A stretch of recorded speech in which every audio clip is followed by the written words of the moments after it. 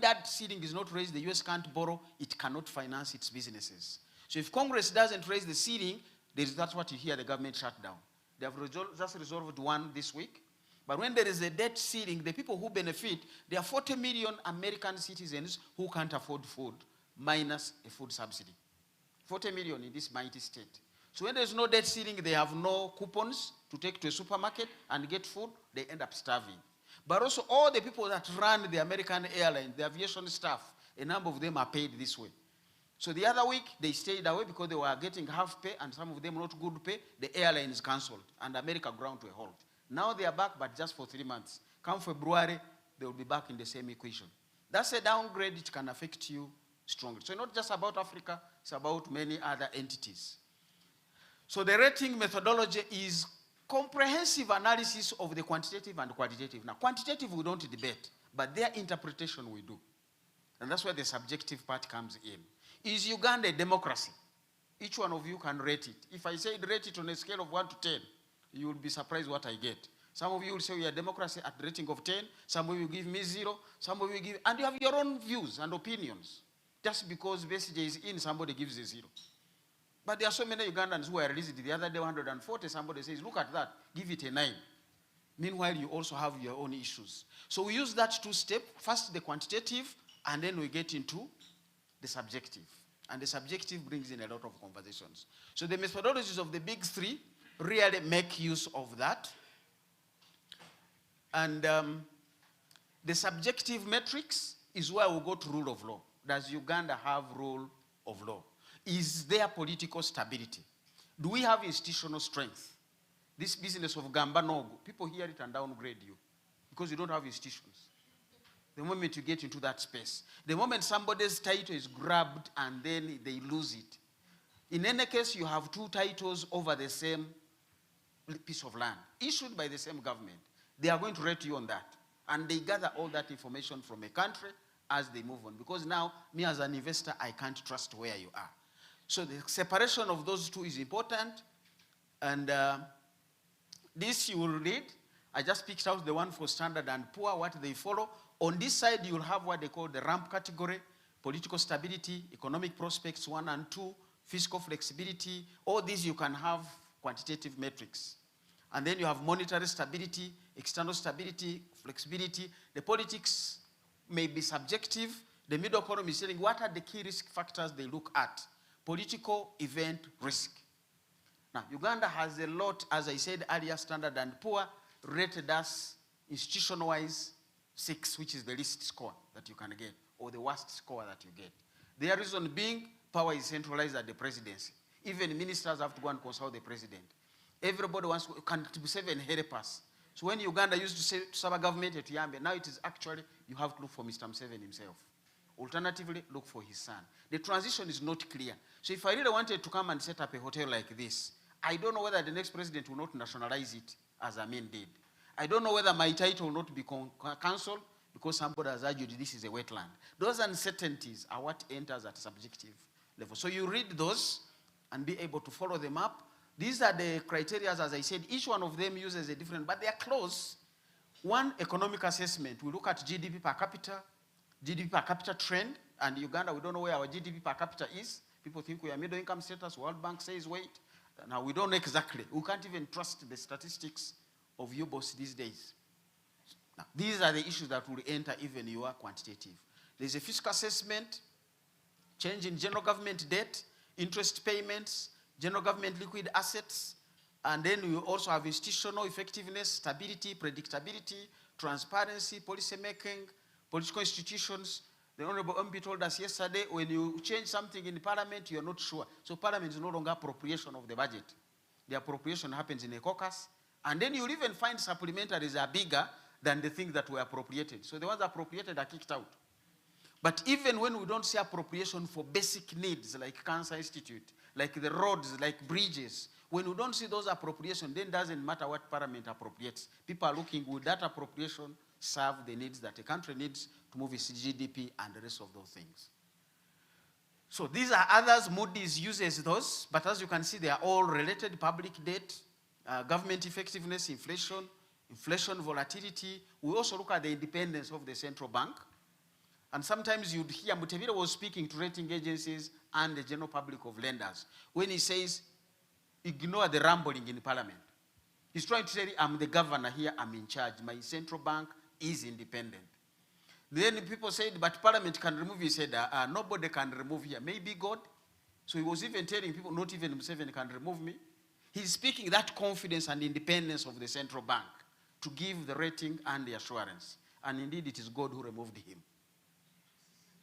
So the reality lived to be seen. That is Fitch, you'll again read that. So the convergence, as I've said, despite the similarities, they all end up at the same thing. If you are B, you'll be B. This one may be B minus, B plus, B, but you are in B. You're not in C or D or A. They all end up with the same rating. Now, this is what we went through with the IMF yesterday. Assessing vulnerability to debt payment. Are you able to pay your debts as a country? And investments for growth and service delivery and this. Now these are metrics. The IMF in its regional economic outlook, and you'll find it on their website, the latest. On this side, you have advanced economies. You can see they are very low, closer to zero. And the thick line is giving you interest payments to revenue for the 25 to 27. So for the advanced countries, that interest payment to revenue, excluding grants, is around 5%, meaning they are using 5% of their revenues to pay interest on debt. Now, when you move to the other emerging, middle, and advanced economies, the figure rises slightly, maybe towards around 8.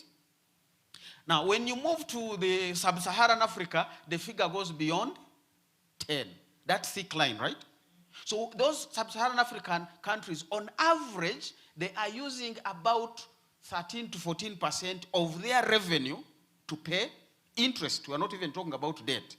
Now, where is Uganda? The bubble at the top, number 2, is Uganda is in that bubble. Because the thick line is the average for sub-Saharan Africa. But different countries are different areas. So Uganda is in that bubble. So we are using over 30% of our domestic revenue to pay interest, not even the principal. So why should you advance increment in tax revenue? It will not translate into service improvement. That's why you still have bad roads despite the growth of revenue by URA. Now, these signal to investors, Uganda is a risky country. There is a likelihood they will not pay me back, or I will not make money, because government is not going to invest in the infrastructure that I need. That's the interpretation of that. Now, the subjective aspect, again, IMF, in their report, you'll find they have something that risks from reduced aid flows are significant for these countries, but you have countries where it is worse because the reduction is above 10%, Central African Republic, South Sudan, and Niger. Now, South Sudan being your neighbor, this means it might collapse. What will happen? People will come to Uganda as refugees, as migrants, or Uganda will rush into Juba to stabilize it. These are risk assessments that we see. Tell me who you stay with, and I want to run away. If you are a company of credit borrowers, I know you will be arrested, and then me, I will be arrested. I don't want to be your relative if you are over borrowing. So your neighbor is a problem. Yes, Saddam told Salva Kiir signed with Macha. That's a good sign because South Sudan may stabilize. When, how is the other issue? Health and education, are you doing the programs there? We are transitioning to a government budget where the USAID pulled out, but the problem is not just the money, the programming and the implementation of these programs. Can government have the people to do that? These are where sometimes we say resilient growth, the vulnerabilities are still there. IMF is projecting we will grow sub-Saharan Africa by 4.1%. But what are the other issues?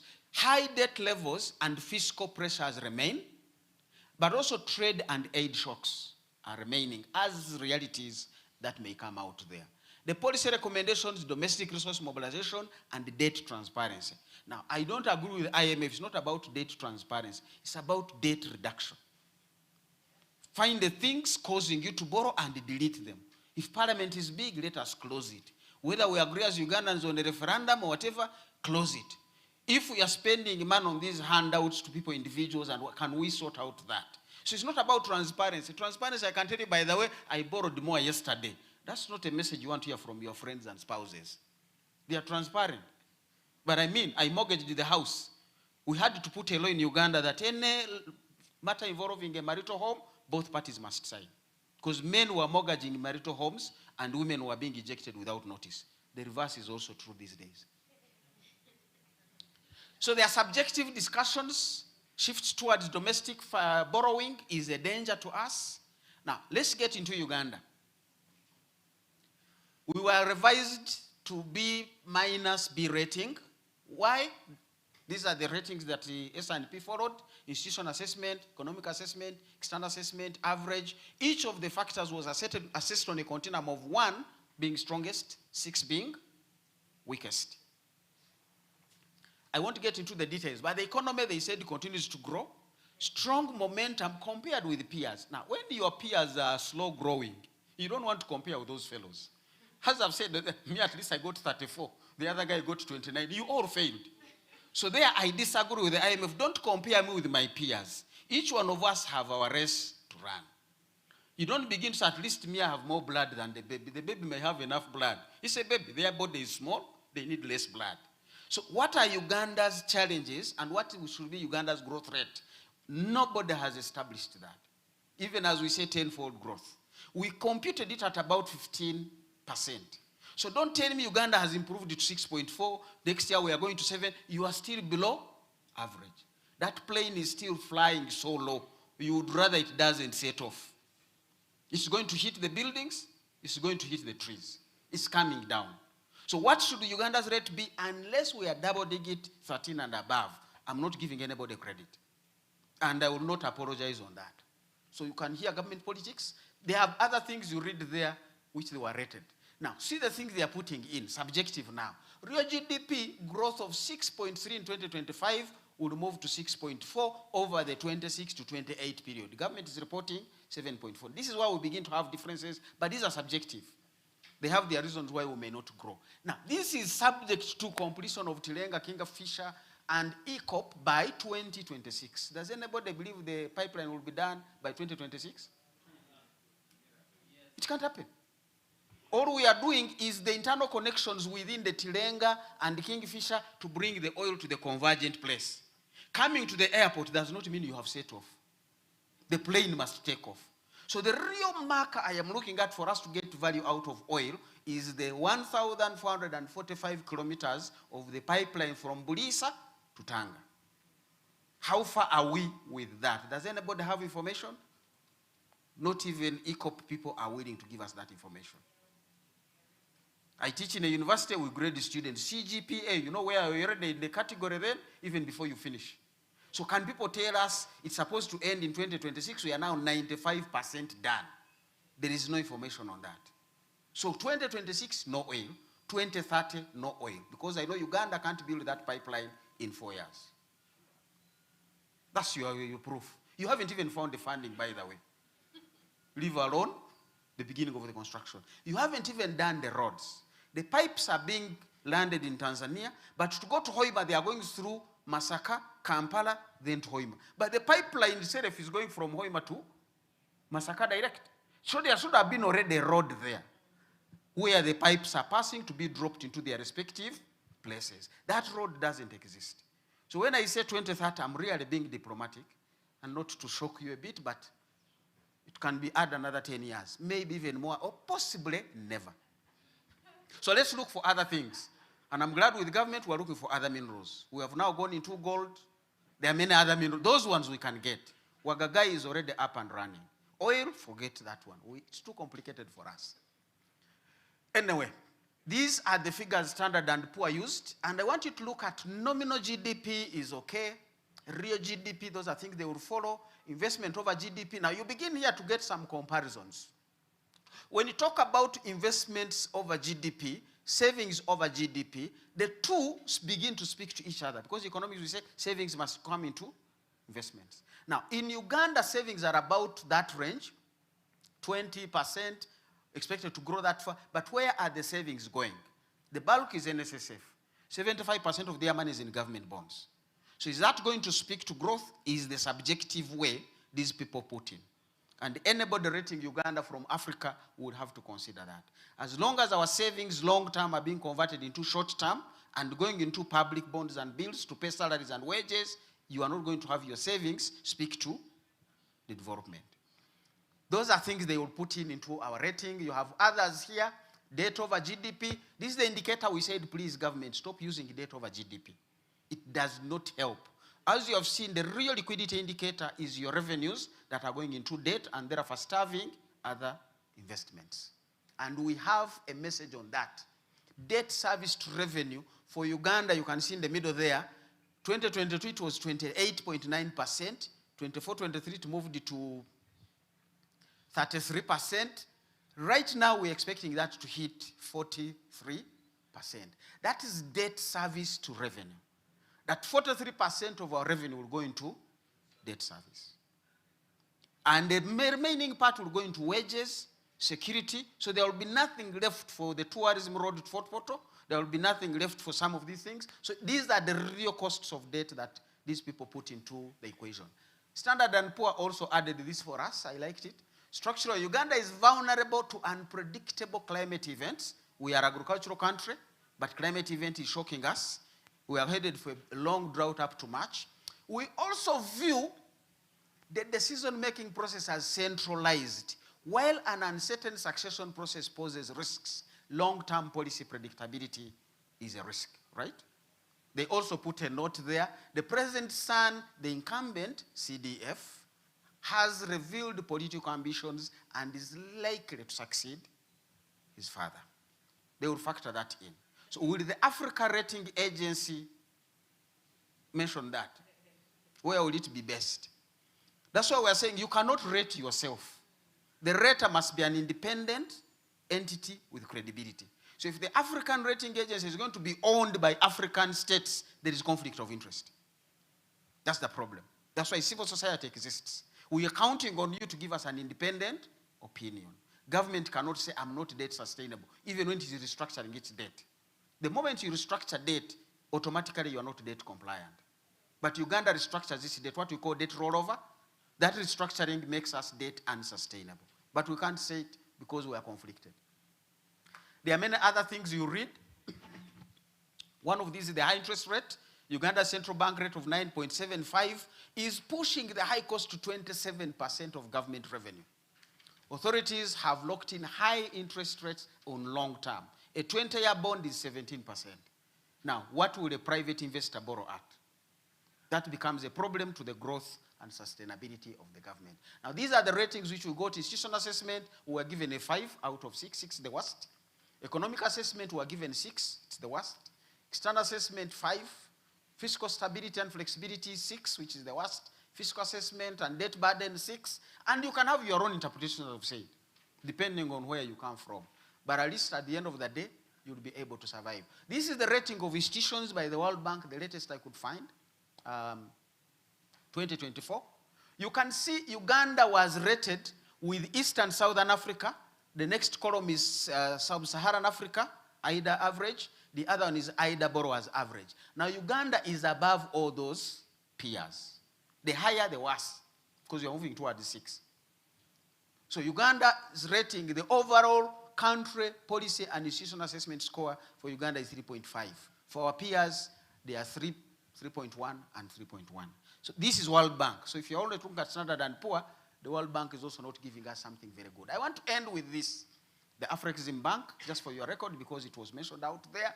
Moody downgraded us, or downgraded that institution, reason being unsecured MTN program rating. This is not the MTN the way you know it. From BAA2 from BAA1. So we came to 2 from 1. The long-term risk bank deposit rating was also downgraded the same way. The downgrade was driven by, they give their reasons and you can have your own, weaker asset performance. If your performance are doing badly and you are a bank, it doesn't matter whether your Crane Bank will close you. And that's what we did. That's independence of the central bank. Previously, you couldn't. But the independence, Mutebile closed it and has carried the day. Because it was doing badly in terms of asset performance, which negatively impact your capital.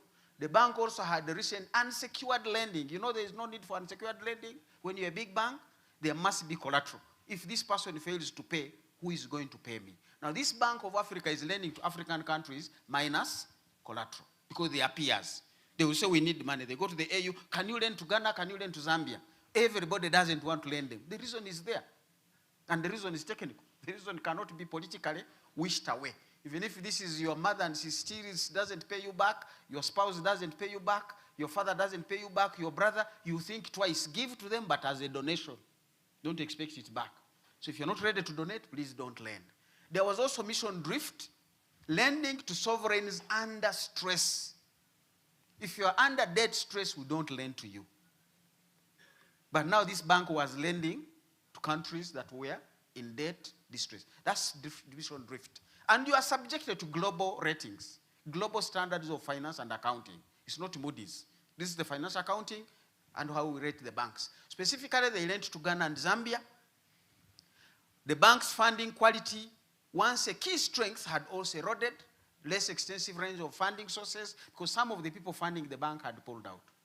So once your diversity of funding sources is small, you are bound to be rated poorly. So whether we set up our own, we are going to face the same thing. On June 4th June, we were downgraded. Fitch also downgraded.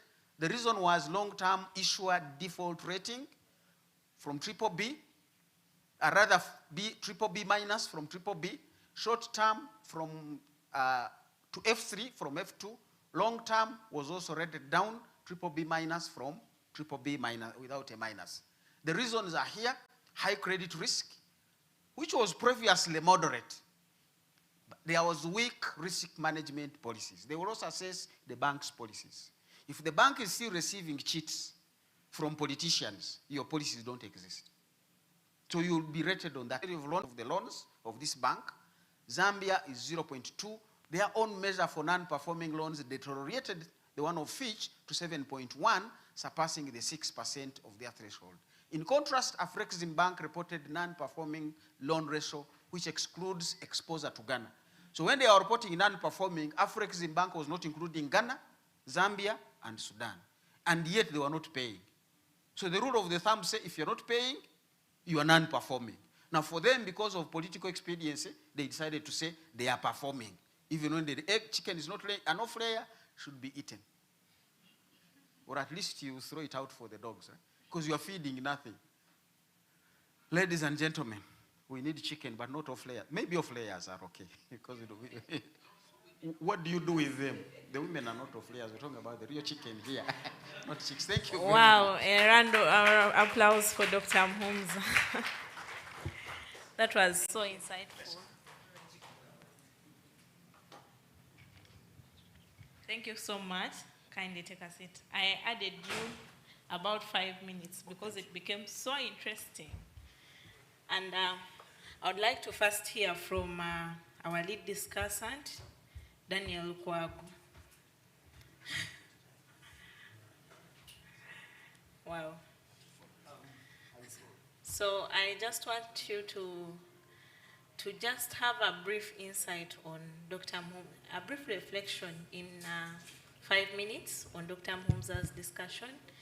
Then you share with us the extent to which the ratings actually increase the cost of borrowing for African countries like Uganda.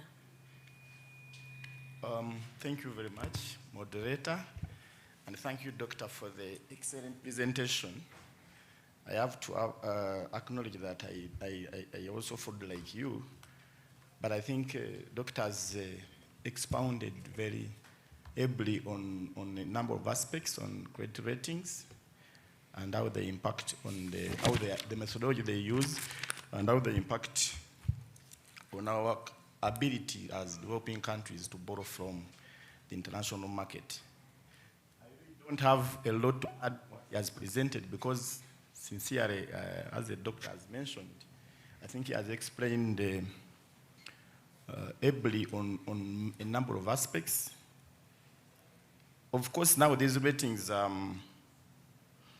done by technical experts in other countries. I think most of them don't have offices in most of the African countries. I think Moody's has one in EAE, Arab Emirates, and others have offices from different regions. But as Doctor said, most of the information they use actually is generated by ourselves through, especially on the side of the qualitative aspects. through the media, through the articles we write, through the speeches we make, the presentations from different people. And there are so many economic monitoring, intelligence monitoring networks globally, which also capture information in most of our countries.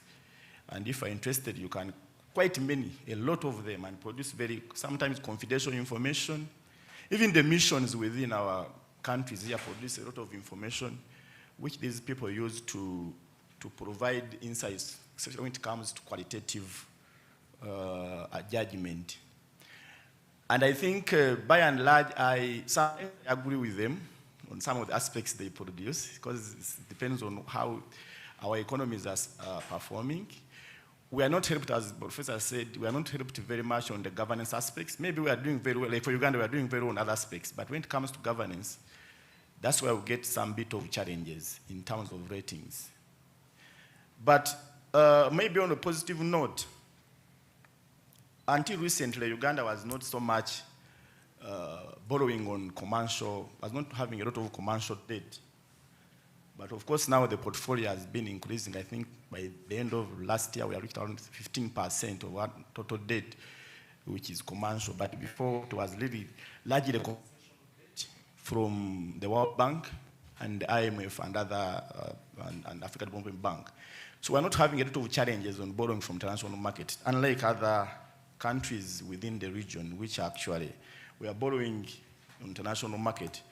Basically, what has happened because of the squeeze in the official development assistance, where most of the countries which were providing ODA are pulling out, especially the US, and I think so many other Western countries are also pulling out on aid in quotes to our countries. So governments are having a lot of fiscal challenges in financing the development aspirations. And I think there's also a race for infrastructure development in most of our countries. And I also observe that most African countries in our region here, where we are seated there, I think I usually call it, is it like kind of some, I don't want to call it, but some childish competition. All countries, if you look at in the region, all countries in our region have now airlines. Rwanda, Uganda, Kenya, Tanzania, but they're all struggling. I want to speak about ours because ours is really in its own challenges. I don't know why we have one, but anyway. And we're investing a lot of money. And now everyone is building a standard gauge railway at so many infrastructure developments, but we're no resources. So we are bound to go and borrow from international market. I think as I speak now, most of countries, because of the infrastructure need, they have now turned to what they call the Euro bonds. Maybe you have heard of what they call the Euro bond. These are international bonds issued in a currency different from the currency of the country where it is sold. Yesterday, someone was asking, why do you borrow in foreign currency, US dollars or euro? But international bond, you cannot sell international bond in Ugandan currency. It has to be sold in either in the euro or in the USD.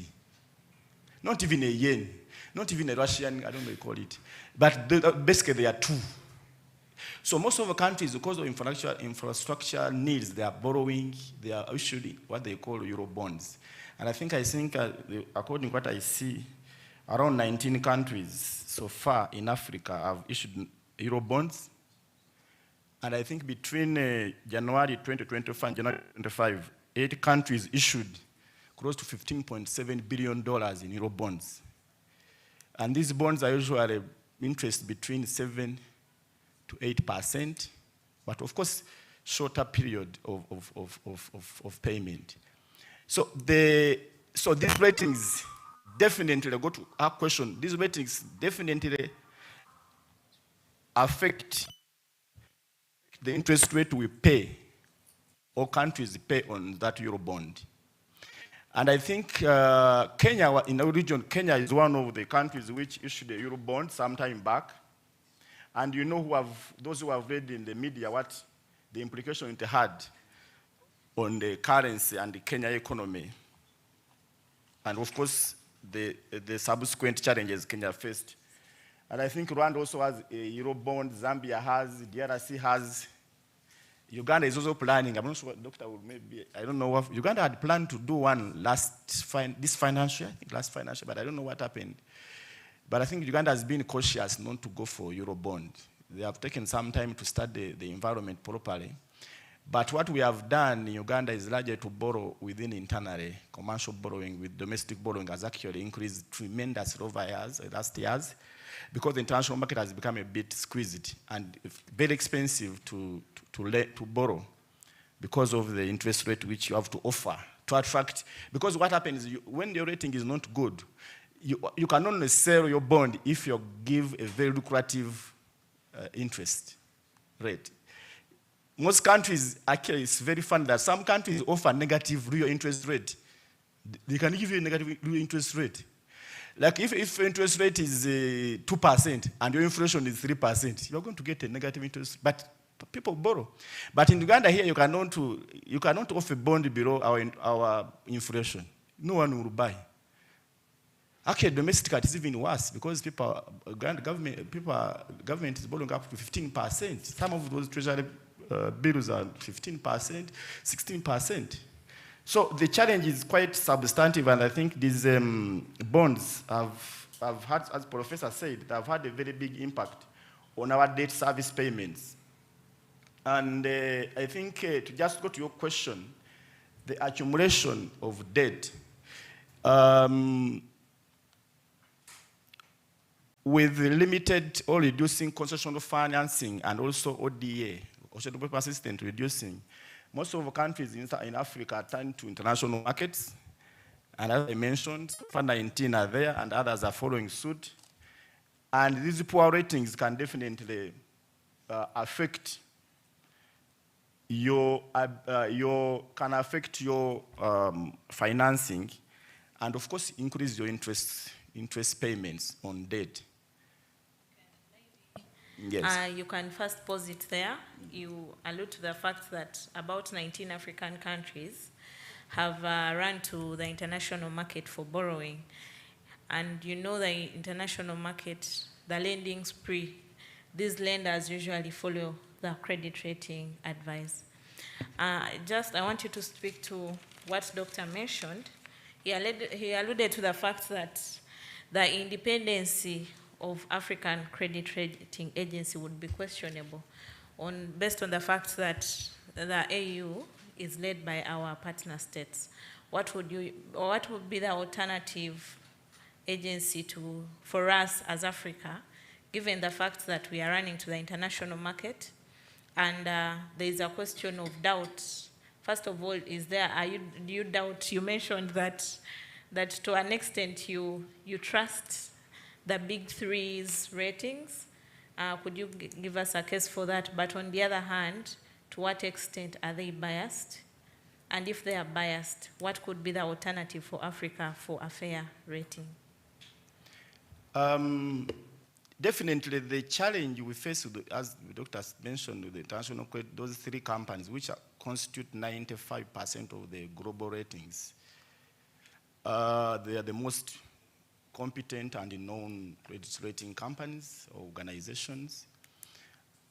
Most of it comes largely on their transparency, although they have the quantitative metrics they use, which Doctor explained. Anyone can look at it and make a judgment. The challenge is largely on the qualitative. But even beyond that, when they sit there is a committee of experts which sits and give the final rate or approve. Those kind of engagements, definitely, we don't get to know the information inside there. Depends on how they perceive you and how they see you, beyond just the qualitative measure they have seen. But the quantitative also takes a huge chunk of that. So an alternative can be, yes, I think we can have an African credit rating institution. The question I have, I don't think it can displace largely those big three. I don't think it can displace them. Probably what the best we can do is to show that these ratings can be done differently. They can be done differently. but improving largely on the transparency of how the ratings are done, instituting in-country rating teams beyond someone sitting in UAE and probably comes to Uganda for 1 week or 1 day and then asks a few experts. I'm sure, doctor, they have called you one time and asked you your opinion. So you're part of the raters. So they ask the doctors and other people and say, what do you think about this? Usually they can send a questionnaire, or usually a small questionnaire and a few questions. So if we can have an African system where we can have internal raters, of course, who are credible, and we have a more transparent way of reaching out on the ratings we are having. The only challenge we are going to face is how do we displace those big three? It will be quite a difficult task. And I think Africans, we have to pull out our socks, because I think one of the challenges we face in Africa, we don't believe in ourselves. That's the only challenge we face. And I think we need to change our perception. We used to have this Africa peer review mechanism. Long ago, I remember, under NEPAD. It's still there. It is, I said we use it too. Because I use it, I know it's there, but we use it too.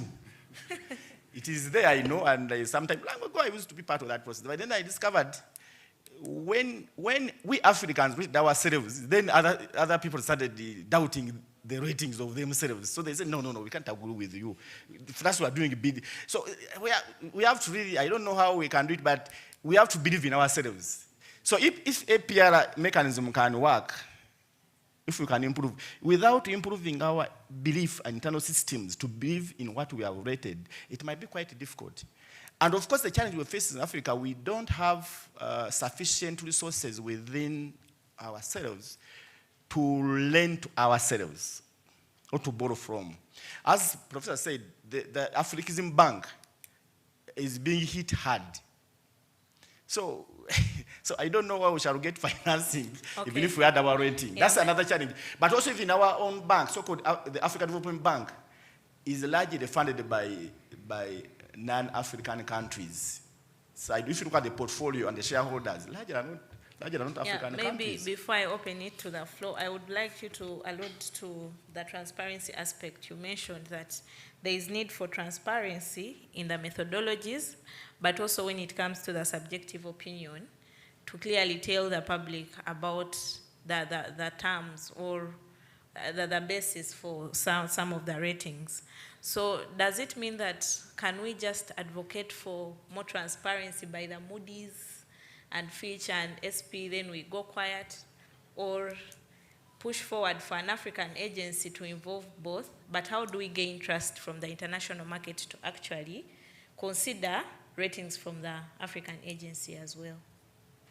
I think we need, as the proposal has been made by African Union and other stakeholders, we can develop our own credit rating agency, but as I mentioned, make it more transparent and more country-specific or country-oriented kind of a rating. And then, as I mentioned, we're showing it how we do it differently to the other great companies, and see, compare notes. We have a starting point. Compare notes on how we are doing it. What do we get from our ratings and what their ratings? And then we see how we can bridge the gap between among us, all the raters within the spectrum, and see whether the African credit rating agency will be quite different from the others. And then the discussion can start from there. But improving transparency on the other side of the other guys, I think that can settle order.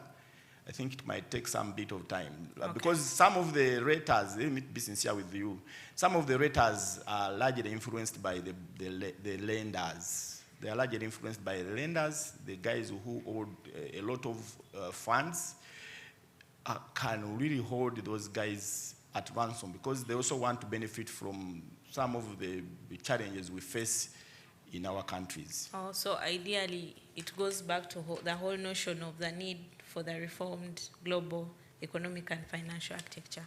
Thank you so much, my able panel. I would like to open it to the floor. I we are 2 minutes late, so I will just give us, I'll borrow 10 minutes from Herbert. Please make it brief as possible. Don't thank the presenters, go straight to the point and highlight who the question goes to. Yes.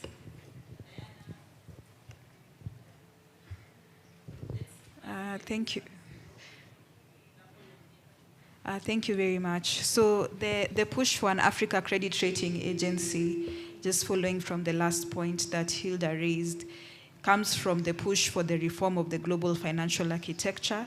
There is evidence that the global rating agencies, that is Fitch, S&P, and Moody's, are neoliberal in their ratings. They also downgrade African countries unfairly, and there's also bias. It's also non-contextual. It's not contextual. And that is why there's this push for the Africa Credit Rating Agency, which will look at things like regional integration, sovereign resilience, and mechanisms that are often overlooked by the Fitch, the Moody's, and the S&P. Additionally, the Africa Credit Rating Agency does not have bias. It will look at the contextual the contextual framing of the countries. It will also look at the African position, which is often overlooked, and will also provide fair ratings. And just to note that the Africa Credit Rating Agency was adopted by the African heads of state and will be launched next year. And this shows that there's a lot of political will and acceptance from African leaders for an African credit rating agency. Thank you, Diana. Can we extend the mic to him? Yes. No. Let him go first, then we move. Okay, sure. Okay, thank you. Oh, I forgot I thanked. So I've gathered from Dr. Muhumuza's presentation that despite the biases from the three big rating institutions, it's still not a very good idea for us to rate our own selves. Then I've gathered from Dan that with some level of transparency and credibility, we should be able to, probably find a way of rating ourselves.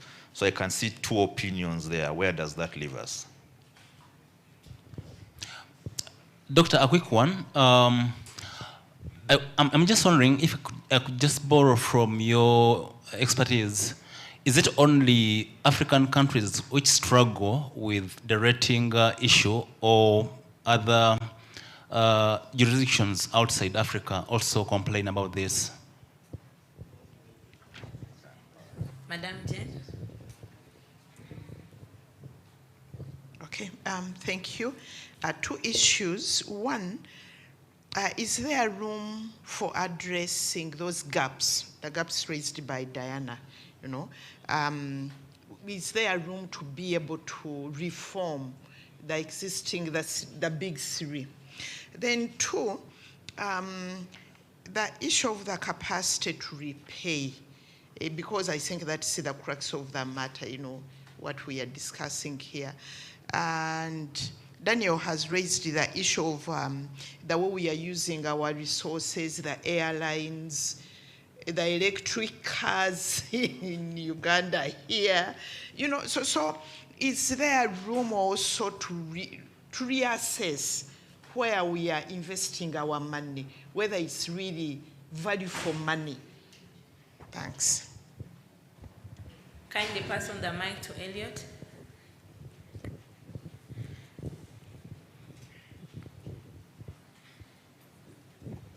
Thank you so much. My question goes to Doctor. Doctor, I really want you to go deeper to make me or other people understand why you think that maybe transparency may not be necessary now, but maybe debt reduction. But on the other hand, I want to agree with you that the biggest problem, I think, with us is the governance and the system, and not even knowing where to go in terms of accountability mechanisms. Thank you so much. Okay. Doctor? Actually, I have no questions, just comments. Huh? Yeah, just make it quite brief. And I will start with this one. We have a problem of waiting for approval from others. So we need to have the confidence that what we generate for ourselves is good enough for us. So when you wait for you to write something and then wait for the European or the developed countries to approve you might as well not start in the first place. So that's our first problem. And this goes to what was to say that Africans do not believe in themselves or in ourselves. And so that's something we need to work on. The African rating is something that I would support with everything that I've got, because it is a long overdue initiative. And that's the reason why you're even having the other ratings never seem to agree. So even if the African system comes on, we shall still never agree. So the variabilities in the findings will continue to exist no matter what it is. Okay. But I think, let me make my last point. And my last point is actually on how we can make this rating stronger. And our rating can only be made stronger because based on the amount of financial capacity, muscle that we have as African countries, we are depending on finances, liquidity from the developed countries. And we seem not to have liquidity that should be the basis of our confidence. And yet we are sitting on natural resources that actually all the other people are looking for and want to take from you. And they are using these ratings to cause you to borrow at very high rates. Thank you so much. Maybe just pass on the mic to your colleague. We can have it over a break. We are running short of time. I'll have the conversations outside. Exactly. Thank you. Thank you very much. I'm interested in the alternative financing mechanisms. Okay. Does, for instance, Ethiopia, in its financing their Renaissance Dam, does it in a way come up with an alternative financing mechanism? We have talked about alternative financing mechanisms to the health sector. For instance, can we look at people who are going to get their NSSF money, that they can, for instance, invest in constructing a bridge? Like we see, they collect road toll instead of us looking at banks, because already citizens have their money. Okay. I would imagine that would work. Yeah, thank you. Thank you. Thank you. So I don't know. I think okay. Please, in 2 seconds. All right. So I would just like to bring it back to my panelists. I also have a question. Yes, it is true that we are pushing forward for a reformed global data architecture. But the whole notion of reforming credit rating agencies, is it feasible? Do you think we shall win the battle? But that one will be just a bit subjective.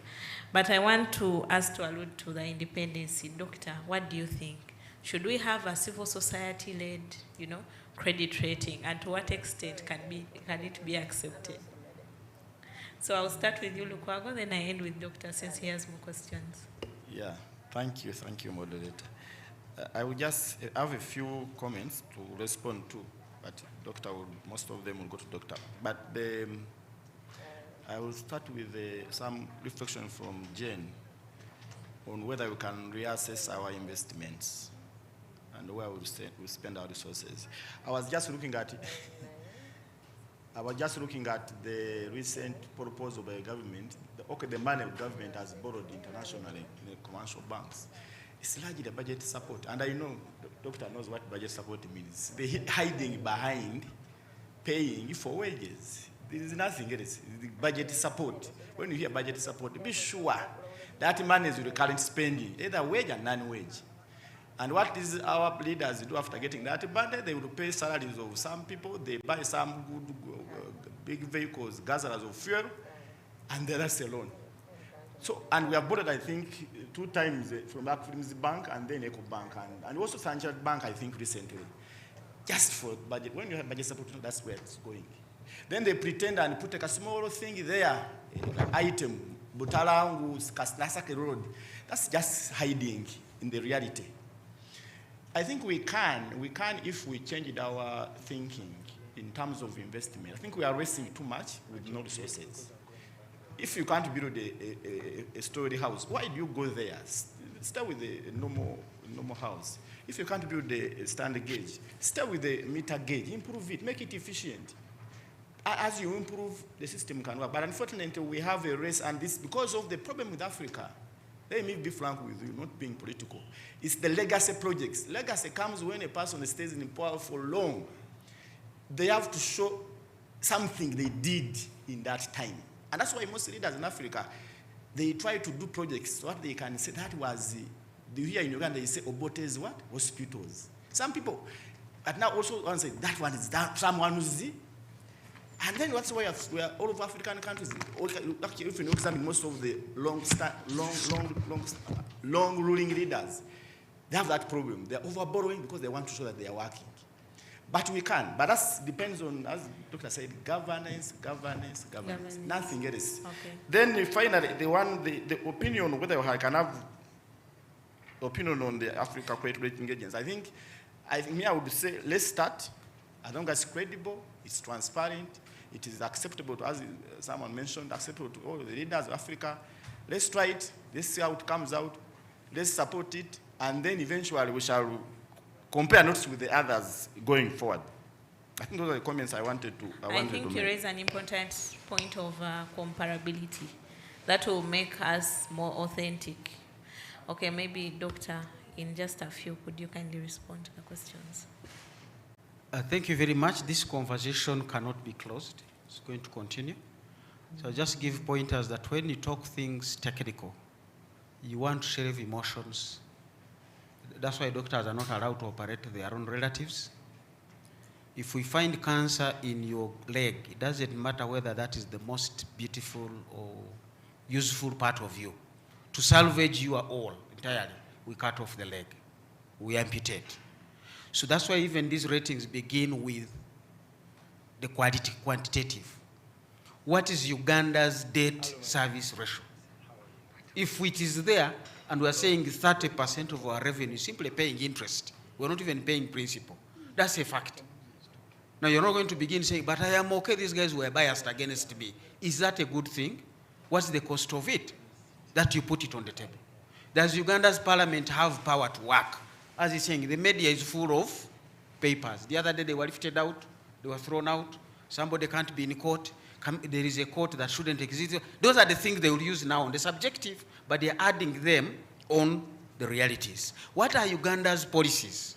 You go as government and issue a bond to borrow from Stanbic at 16% for 2 years. That's your policy. Now the money you have borrowed from Stanbic, you give it to Uganda Development Bank. You're capitalizing your bank. Using borrowed money, which you have borrowed at 16%. Now you're telling Uganda Development Bank, lend at 8%.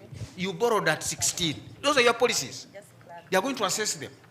The bond you picked from Stanbic is 2 years. You're telling UDB, lend at 8 years. Those are the policies they are going to judge. I don't have to be anti-Ugandan to see that reality and say, your policies, I rate them downgrade. I downgrade them to 6, which is the worst. Those are your policies. I will look at others. Now, the next thing you are saying, can we generate our own information? The point is you are generating it to who?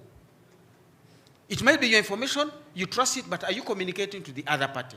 As long as we are going into global markets, you should be speaking to global markets. There are doctors who call themselves professors. You've seen them. They have never been to school.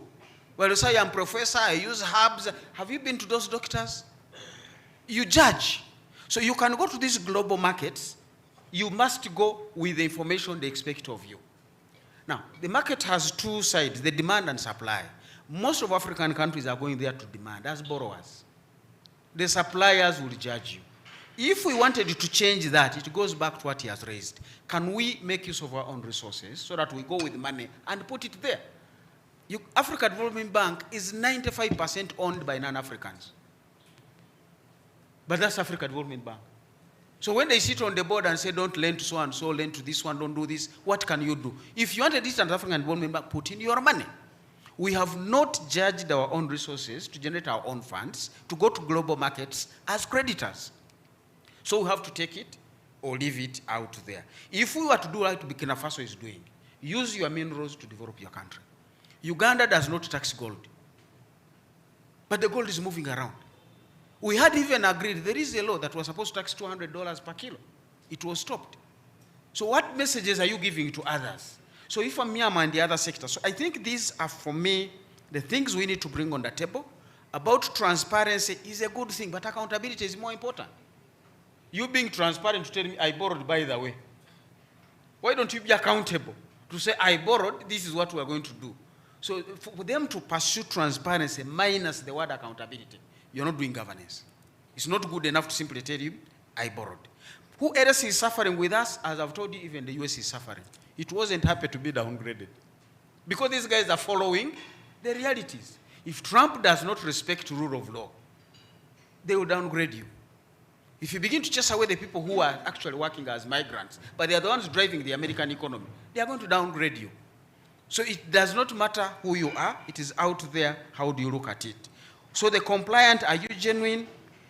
Maybe what we could do, rather than setting up, because we won't replace them, the global markets won't believe the rating by Africans on themselves, unless you're talking to yourselves. That's why his thing of this thing, peer review mechanism. We all looked at it and we said, okay, what score would Museveni give Ruto? What Ruto would give to Suruhu? Should I trust that? So when they say we are democratic, I mean, give me a break. I'm reading in the papers. So what we could do, set it up, not to replace them, but say this is an alternative. So that people can read the 3 plus Africa. You have added another strand. And they will go to your methodology to trust you. If your methodology is faulty, because you wanted to end up with the result and you work backwards, they will not trust you. Maybe we need to set up an appellant court. You know, sometimes when you think there is bias at the lower magistrates court, you appeal to the high court. Even when you feel the high court was biased, you go to the court of appeal. If you think they were biased, you go to the Supreme Court. Let anybody who think, maybe that's the system we should establish, rather than saying we can wash away the big 3. The methodology will still be the same for us. And if I work for that the one we want to put up, I will follow strict methodology as a profession. And chances are, I might rate Uganda even worse than they have. Or maybe. Thank you. Thank you so much. A round of applause for us. Yes. So thank you so much, Doctor. Thank you, Lukwago. I will hand over to Herbert. Thank you so much, Comrade Hilda. A round of applause for Comrade Hilda first. A round of applause to the panelists.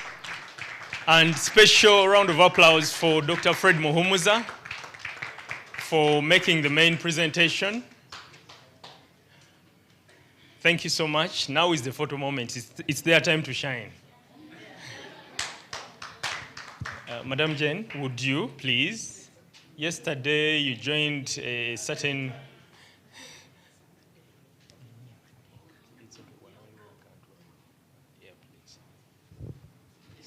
Thank you.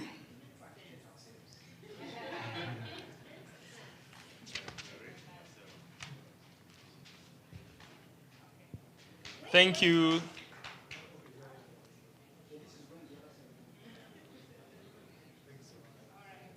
Thank you. Thank you so very much. Dr. Muhumuza, Comrade Hilda, and Mr. Daniel Lukwago for that very insightful sharing. Ladies and gentlemen, I would like to recognize that we were joined, in the heat of the discussion, we were joined by Honorable Taka Agnes, who is right there. You are welcome, Honorable. And we were also joined by 2 very technical officials from Parliament, clerks.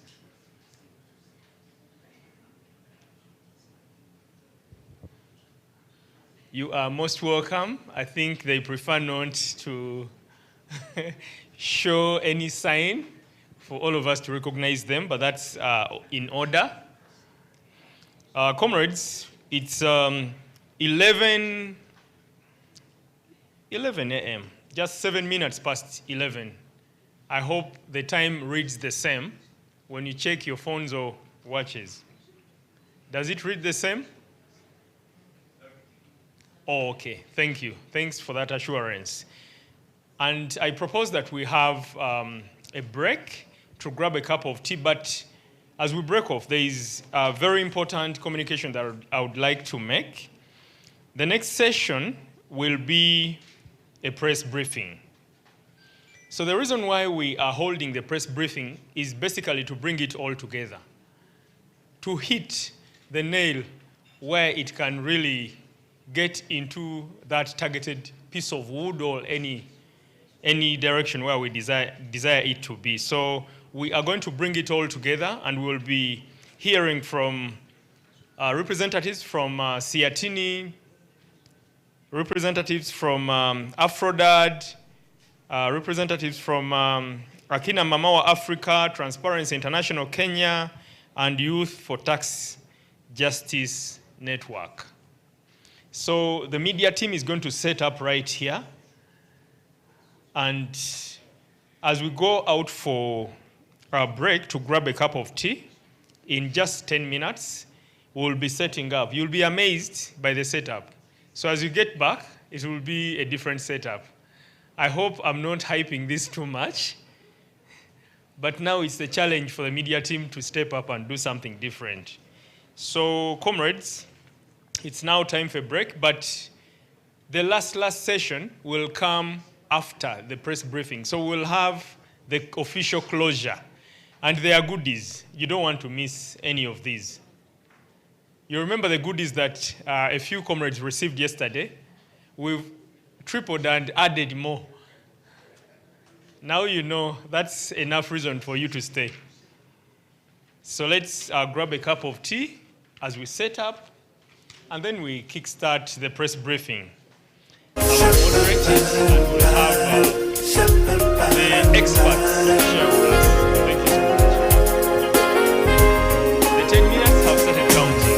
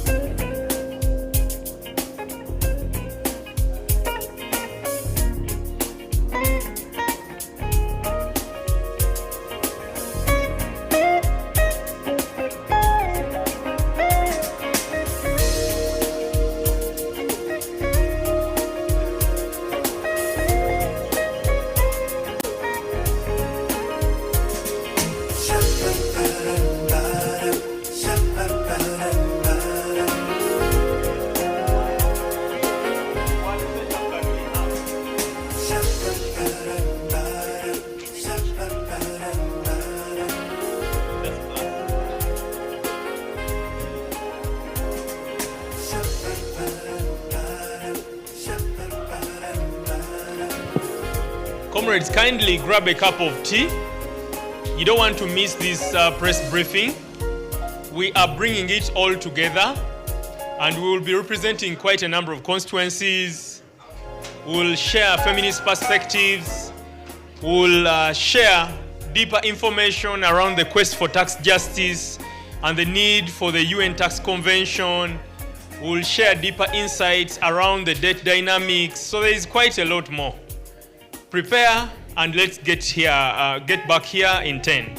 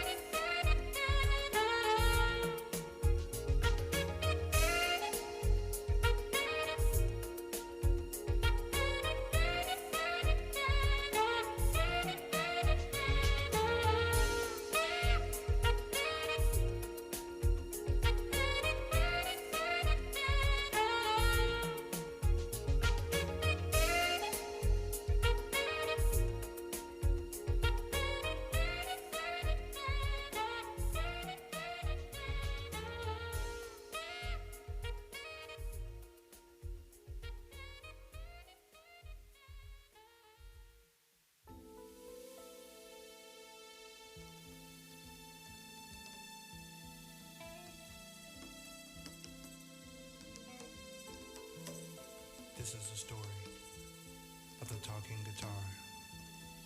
The talking guitar speaks many languages. The language of choice is a universal language. The talking guitar meets many people, sees many things, and travels many miles.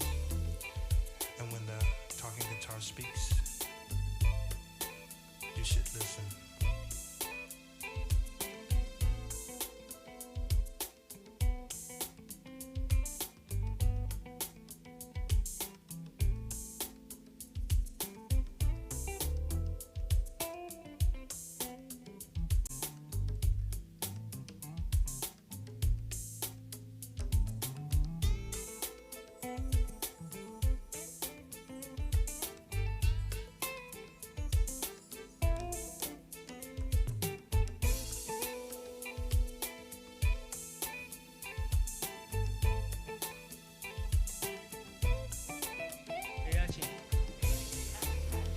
I need time now when I'm in your day.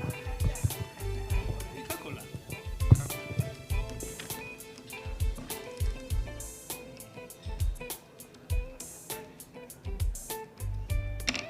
Hello, comrades. I request that we text our neighbors, our friends, to get back here and we get started. We have quorum for the media, and I really know that it's going to be a very insightful sharing and discussion. So Sharon, could you support and mobilize people to get back here, and then we get started. Let's give that 2 minutes.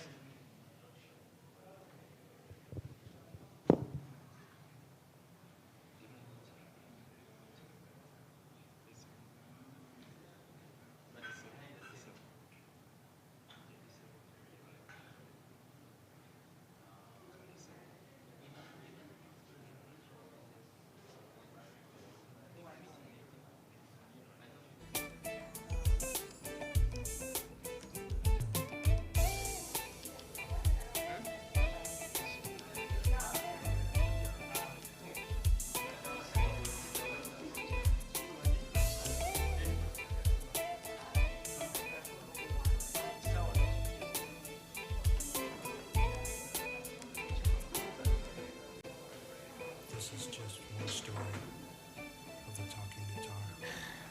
Listen closely.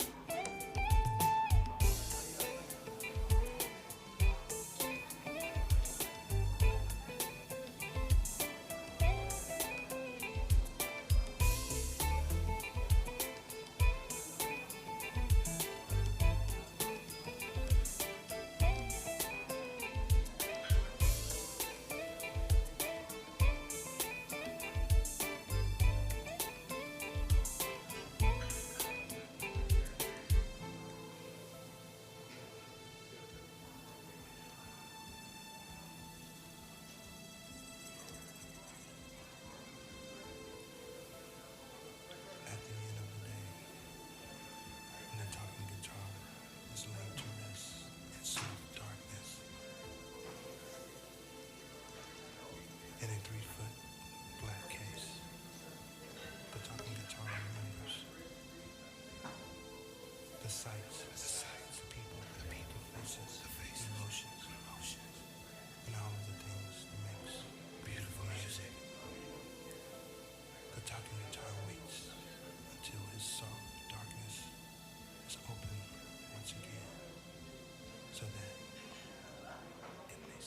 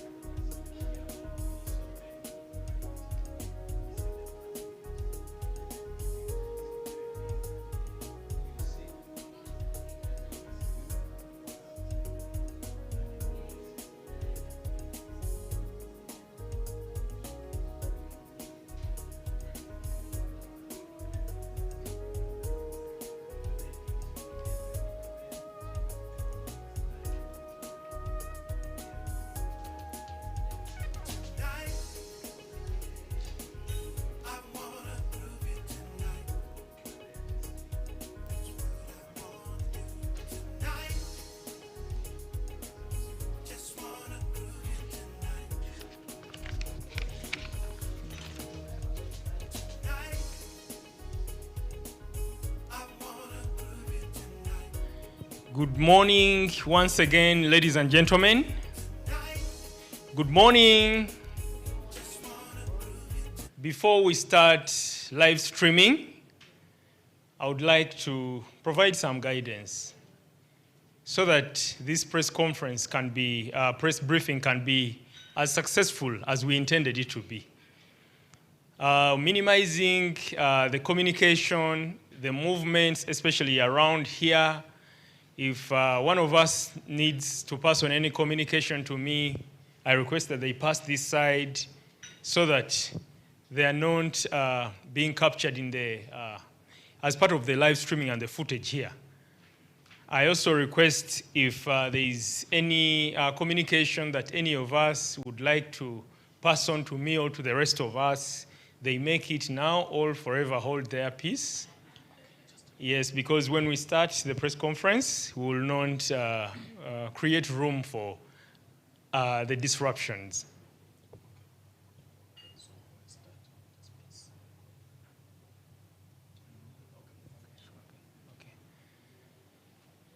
So we have quorum. We have really continental media agencies, institutions represented here. And the next item on our agenda is a press briefing, which was communicated earlier, but also I've kept really making the case for the need to bring it all together. Bringing it all together is sharing the key messages, but also from organizational perspective, and also being able to address our key messages to relevant institutions across the East African community and the Southern African development community. So this regional dialogue on domestic resource mobilization in the East African community and Southern African development community is being held under the theme, enhancing domestic resource mobilization through reformed global financial architecture and prudent fiscal and debt policy management. And the press briefing is part of this very, very timely and important conversation. So to get us started, I would like to first invite organizational representation across the ESC and SADC, but I would like to first call upon Ms. Diana Muchoge, representing AFRODAD. AFRODAD is the African Forum and Network on Debt and Development. You are most welcome. Please come and take your seat. A round of applause for Comrade Diana. Thank you so much. I would also like to call upon Mr. Aloysius Chitengo, representing Siatini. You are welcome. Thank you. I would like to call upon Mr. Alan Muhereza, who is representing Youth for Tax Justice Network. You are most welcome to take your seat at the front. A round of applause.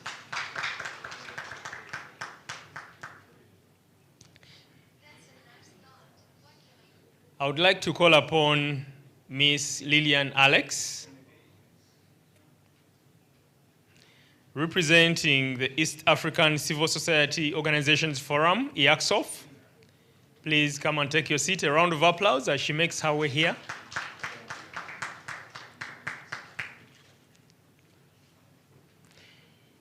I would like to call upon Mr. James Kinyua, representing Transparency International Kenya. Thank you. So let them get settled, and then we kickstart the business of the press briefing.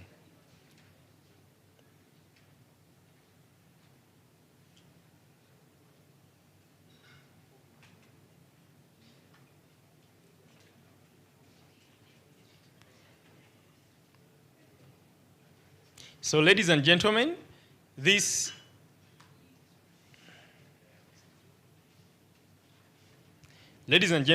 press briefing is going to be targeted Sometimes civil society, as civil society actors, we really share quite a lot of heavy information, a lot of it, and some key messages get lost. But the press briefing is really to bring it all together, sharing key messages, targeting various institutions and stakeholder constituencies who have power to do something about the situation at hand. But also, the panelists, as I'll be engaging them, first will introduce themselves as they before they make their submissions, and they will do a brief commercial about their institutions, because it's only right for them to talk about their institutions, save for Mr. Aloysius Chitengo, because I'll do that for him, and only let him share what he has to share. That's one. Two, we keep the messages short and targeted, especially answering why we are raising, the key messages we are raising, the importance of addressing those key issues, but also what can be done. We want to contribute to yielding solutions. We want to propose actionable recommendations. If possible, we could even define the time frame within which that can be achieved. And we could also leverage ongoing processes. For example, the negotiations for the UN Tax Convention. We could also leverage the general elections. Some countries are building towards general elections, including Uganda and other countries. But also some countries have just concluded their general elections. So how then can we leverage ongoing processes so that we are not engaging post-mortem, but rather strategically engaging?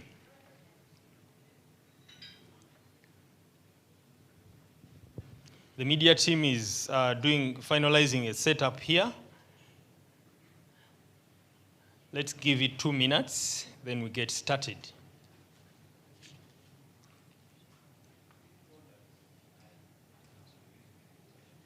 And for comrades from the Fourth Estate, the media, as we share, as we come in to ask any questions, we also introduce ourselves, the name, the media house, but also make our interventions and questions more targeted, because I know the panelists would have introduced themselves, so we will know them by name. So when we address the questions, we have to address them really in a targeted manner so that they can be responded to. So comrades, I think it's about time for us to really get started. And I would like to remind us really why we are here. The reason why we are here is because there's a lot happening. The world has shifted.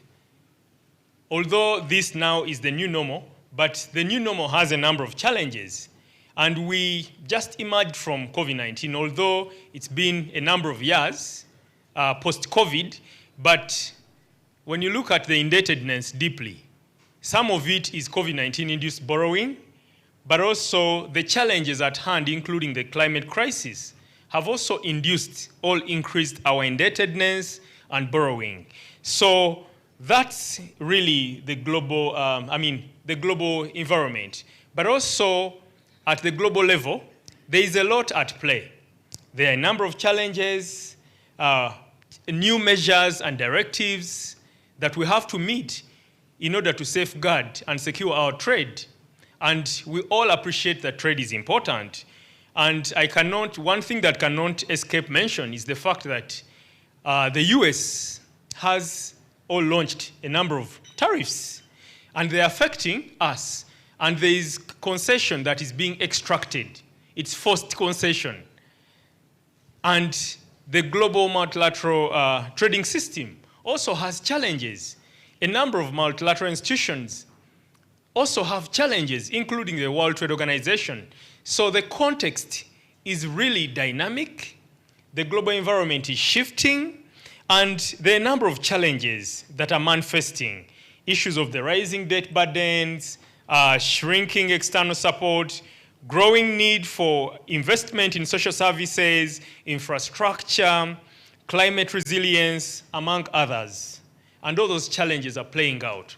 And as actors, as civil society actors, it is our role and part of our mandate is to contribute to salvaging the situation in a way of complementing what governments are doing, contributing to yielding alternative policy measures that the various institutions and governments could adopt, but also most importantly, civil society organizations represent different constituencies. And talking about the different constituencies and mandates that we hold, I would like to briefly talk about CIATINI's mandate. CIATINI is a sub-regional non-government organization, and CIATINI in full is Southern and Eastern Africa Trade Information and Negotiations Institute. We are a policy research and advocacy based organization. We work to promote equitable trade, fiscal, and investment-related policies and practices for sustained equitable development and improved livelihoods in the East African community and across the African continent. One of our approaches to work is policy research and advocacy, targeted capacity building, among others. So that's who we are as CIATINI. We've come of age. CIATINI was founded in 1996, soon after the World Trade Organization Ministerial Conference in Singapore. So next year we will be celebrating 30 years. And you will all be invited to that function because we've walked this journey with all of you. So that's who we are as CIATINI. So first, I will request to have a round of introductions. The esteemed panelists will be introducing themselves, starting from my immediate left. Ms. Dana Muchoge will be introducing herself and briefly sharing with us what AFRODAT does in just a minute. So each of them will take a minute to introduce themselves, but also share what their institutions do. And Aloysius, I will not spare you. You will introduce yourself by name and your affiliation, institution affiliation. Thank you so much. Let's get started. Switch on the microphone. In case your neighbor doesn't have a microphone, be kind enough to pass it on. Thank you. Thank you very much. Good morning, ladies and gentlemen from the press. My name is Diana Mochoge from the African Forum and Network on Debt and Development, AFRODAD. So the African Forum and Network on Debt and Development was created 27 years ago as a Pan-African organization advocating for accountable, transparent public debt management, debt cancellation, and efficient mechanisms for mobilization and utilization of domestic resources and use of international public finance in Africa. We remain committed to assisting the long-term development of the continent through contribution to finding sustainable solutions to Africa's challenges in debt and resource management and financial development. Thank you. Thank you so much. Good morning. My name is James Kenya from Transparency International Kenya. TI Kenya was founded in 1999, and its aim is to fight or to bring a corrupt-free society. And TI Kenya is one of the autonomous Transparency International chapters globally, since we have several chapters in the entire world. So TI Kenya is just one of them.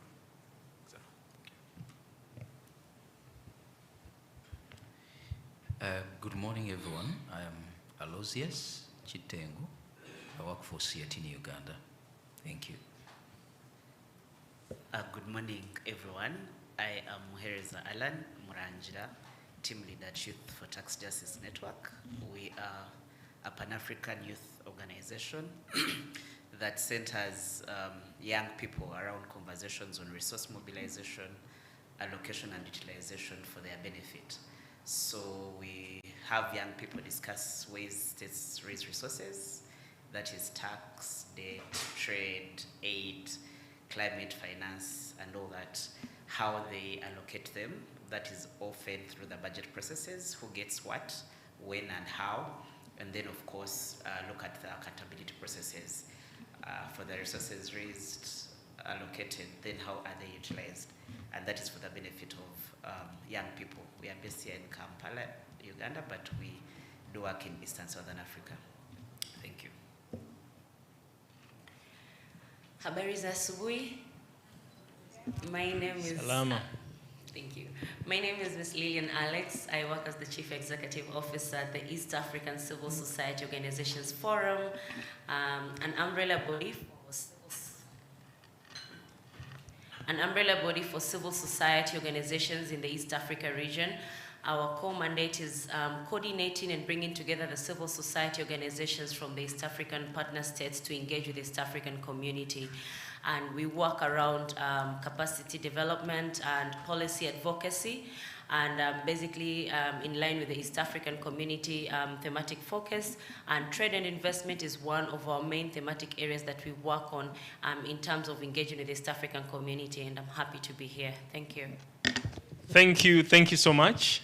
There is one of the key stakeholders who had stepped out, but I would like to invite him, and he will introduce himself. He's a coordinator, the coordinator of Uganda Parliamentary Network on illicit financial flows and tax justice. So he will be joining us. Thank you, you're welcome. A round of applause for him as he joins us.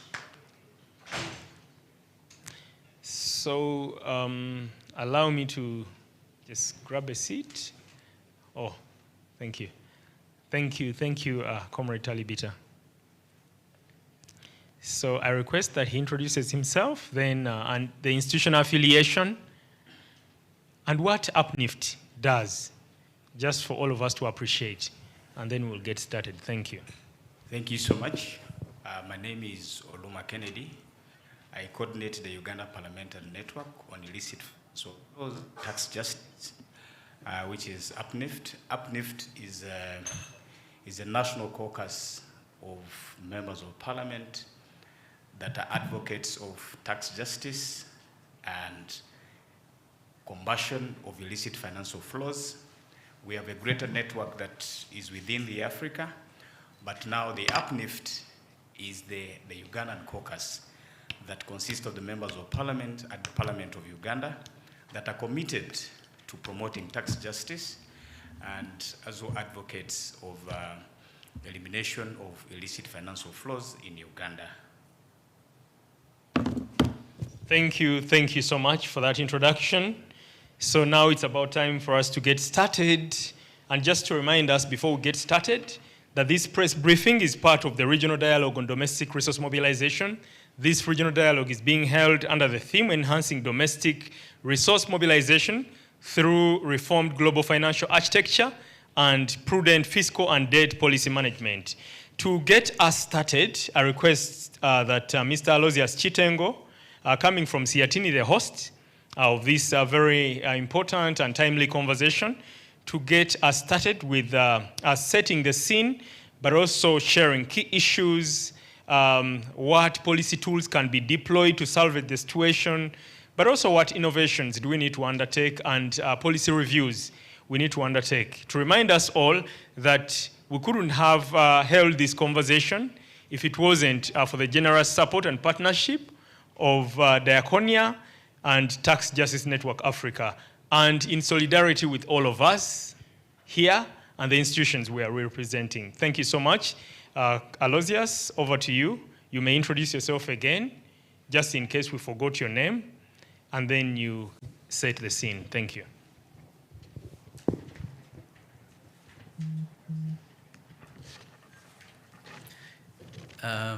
Thank you very much, Herbert, and thank you, the media.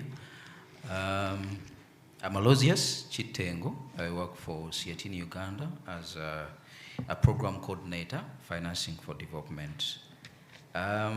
What transpired from the engagement we had since we started yesterday were the fact that we need to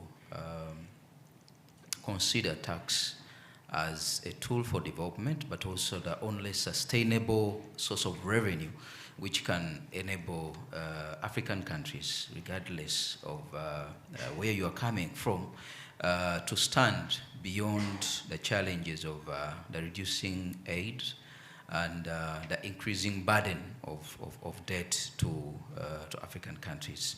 And we came to realize that there are several challenges that are hindering revenue mobilization in Africa, and among the RECs that are represented here, the fact that even as it is now, we have not achieved the set target under the East African Monetary Union of tax to GDP ratio of 25%.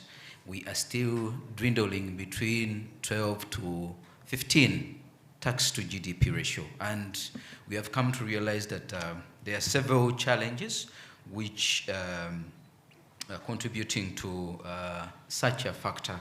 And some of the challenges include the issues of weak tax administration, which is facilitating revenue leakage in one way or the other. We have also realized that there is a challenge of harmful tax expenditure, which is not commensurate to the what we anticipate to get from the tax incentives we are giving out while we are attracting investors from the different group. But also we have come to realize that there is a race to the bottom within the tax incentives and exemptions we are giving, in the way that we don't have a uniform system in terms of the incentives we are awarding within the region. You might find that while other countries are giving maybe a 10-year tax exemptions, the other ones are giving incentives within the free zones, the economic zones, giving deemed VAT and the others. So you find that while we are trying to have tax harmonization within the ESC, we end up attracting, making investors to come into the country based on what we are giving alongside what we provide or what we intend to achieve as member states within the ESC. But also we came to realize that within the ESC setting, we don't have effective coordination in the way we are trying to handle issues of domestic or tax revenue mobilization. We have agreed upon to some areas of interest of how we can harmonize, but also even starting from the trade arrangement on the common external tariffs. We have also found that within even the common external tariffs and the bands agreed upon, members of the ESC have moved ahead to award, to seek for stay of application and duty remissions, which is an indication of the failure to recognize the harmonization spirit, but also even the integration which we want to achieve using tax as a tool for development. But also we have come to realize that there is limited citizen engagement in the tax policy processes, and we can also bear witness of what happened when you look at what happened in Kenya with the Gen Z situation on the financial bill, but also even when it came to Uganda. Maybe for the Kenya it was more of a protest, which was even somehow maybe intense, but when it came to Uganda, we came to realize that there were also traders' demonstration of closing the shops because of the failure to understand how the government reached a conclusion of applying or requesting them to use the IFRIS. So you find that the revenue or the fiscal policy in terms of tax revenue is not at the level we think that would be for the for East African country members and the SADC members to be able to generate adequate revenue to be able to finance their own development. When it comes to issues of illicit financial flows, we have come to realize that even now we have not agreed on how we can be able to tackle the challenge of illicit financial flows. Looking at the measures around, even when it comes to the double taxation agreements, we have different ways of the DTAs we have signed with the different countries on how we can harmonize on the way we are supposed to treat the investors in our country. For instance, when it comes to Uganda, as a country, we have the withholding tax of 15%, but when you look at the double taxation treaties and agreements we have signed with different countries, we have reduced it to almost 5%, which makes it difficult for us to generate revenue. And you can ask yourself, who is going to, if you are charging 5% or withholding tax on dividend, where is the 95% going to go, and who is going to tax that? So you find that even that one is making us to lose a lot of revenue. And that's why we are looking at the alternative of changing the global financial architecture in the way that we are calling for reforming the global financial architecture, putting all at least powers in the UN Convention to ensure that some of these challenges are addressed, for us to be able to have at least a minimum standard when it comes to issues of taxation of multinationals that are doing business in Uganda, that are doing business in Kenya, that are doing business in Tanzania, and across the African countries. That's why we have the African group championing the side of the African countries to ensure that at least there is a voice when it comes to issues of taxation of the multinational corporations that are doing business in the source countries. Because the challenge has been that when you look at the current setting of taxation of multinationals, the issue has been on the resident-based rather than the source-based.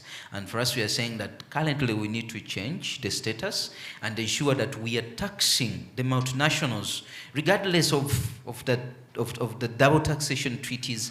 We should tax them from the source, where economic activities are taking place, where value is created, and where it comes to define value, we should ensure that our countries are taxing the multinationals at the source. And this is what the UN Tax Convention is trying to bring on board for us to ensure that we are not losing, because we need revenue currently. But also we have come to realize that as we are waiting for the UN Convention, the multilateral arrangement, other countries can guide to implement what is possible in terms of the unilateral measures as we are waiting for the other bigger achievement which we want to see. So when it comes to the tax and tax issues, we're saying that we should address the challenges within the fiscal policy, and we shouldn't stop at collecting revenue, but also ensure that the revenue collected is used effectively for the development of our nation, but also ensure that services are shared with the people so that we can check on the problem of tax apathy among the taxpayers, but also see the value for money.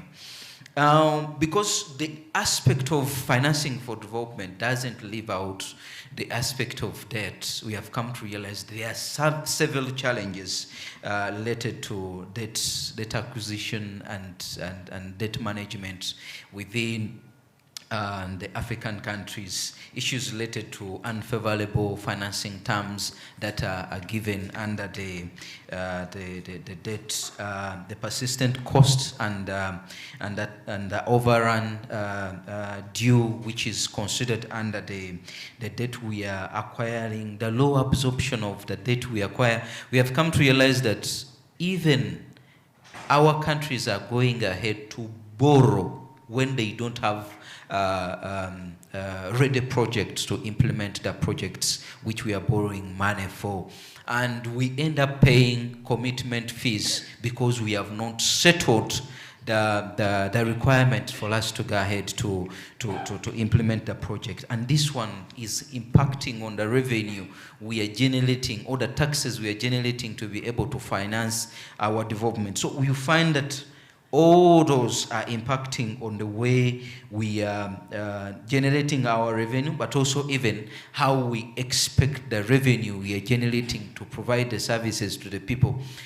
And we have also realized that there is a weak asset maintenance and repair in the systems, because most of the debt we are acquiring as African countries is more for the infrastructure development. But you find that even when we do projects related to that, we have failed to allocate, not only maintain the standard of the project agreed upon, but also ensuring that the money we get, we save some money for maintenance, because you find that some of the projects that are being implemented or put in place, they take just few years and they get, can I say, unable even to facilitate what intended to be facilitated in terms, they wore out and you don't have even funds to maintain them. You go ahead and seek for supplementary budget, which is causing problems to Uganda. So for us, we think that when it comes to how we can manage the debt we are acquiring, we must ensure that we have ready projects, we have systems in place, and we ensure that the money we acquire in terms of debt is put to good use, and ensure that there is value for money, and be able to see that even when we are trading off in terms of services where we are paying, that people can see that really this is something which we foregone in terms of acquiring the debt. We have also come to realize that currently there is a challenge in terms of the credit rating agencies in rating how we are performing, and we think that maybe as we are trying to change the status quo of the existing global financial, economic, and tax architecture, to ensure that maybe we can have an African credit rating methodology, not like an agency per se, but an agency, but having the methodologies that are acceptable, not only for African countries, but also across the world. Those standards should be acceptable for the members within Africa, but also even across, because the aspect of debt cannot be ignored in the way that as we are doing developmental and achieving the aspired development and as even service delivery, we can also consider that the debt we acquire does not put us in the bad situation when it comes to our creditworthiness with our lenders, and ensure that at least there is a minimal way. And for us, we think that even where possible, we can have an appellant body where if the rates are not generally favorable to us, we can run and say, really, can we revisit this rating so that we are not put in the situation of unable to pay our debt in terms of rating our creditworthiness, and yet we need finances to finance our development. So in terms of the recommendations coming from the above, we think that when it comes to issues of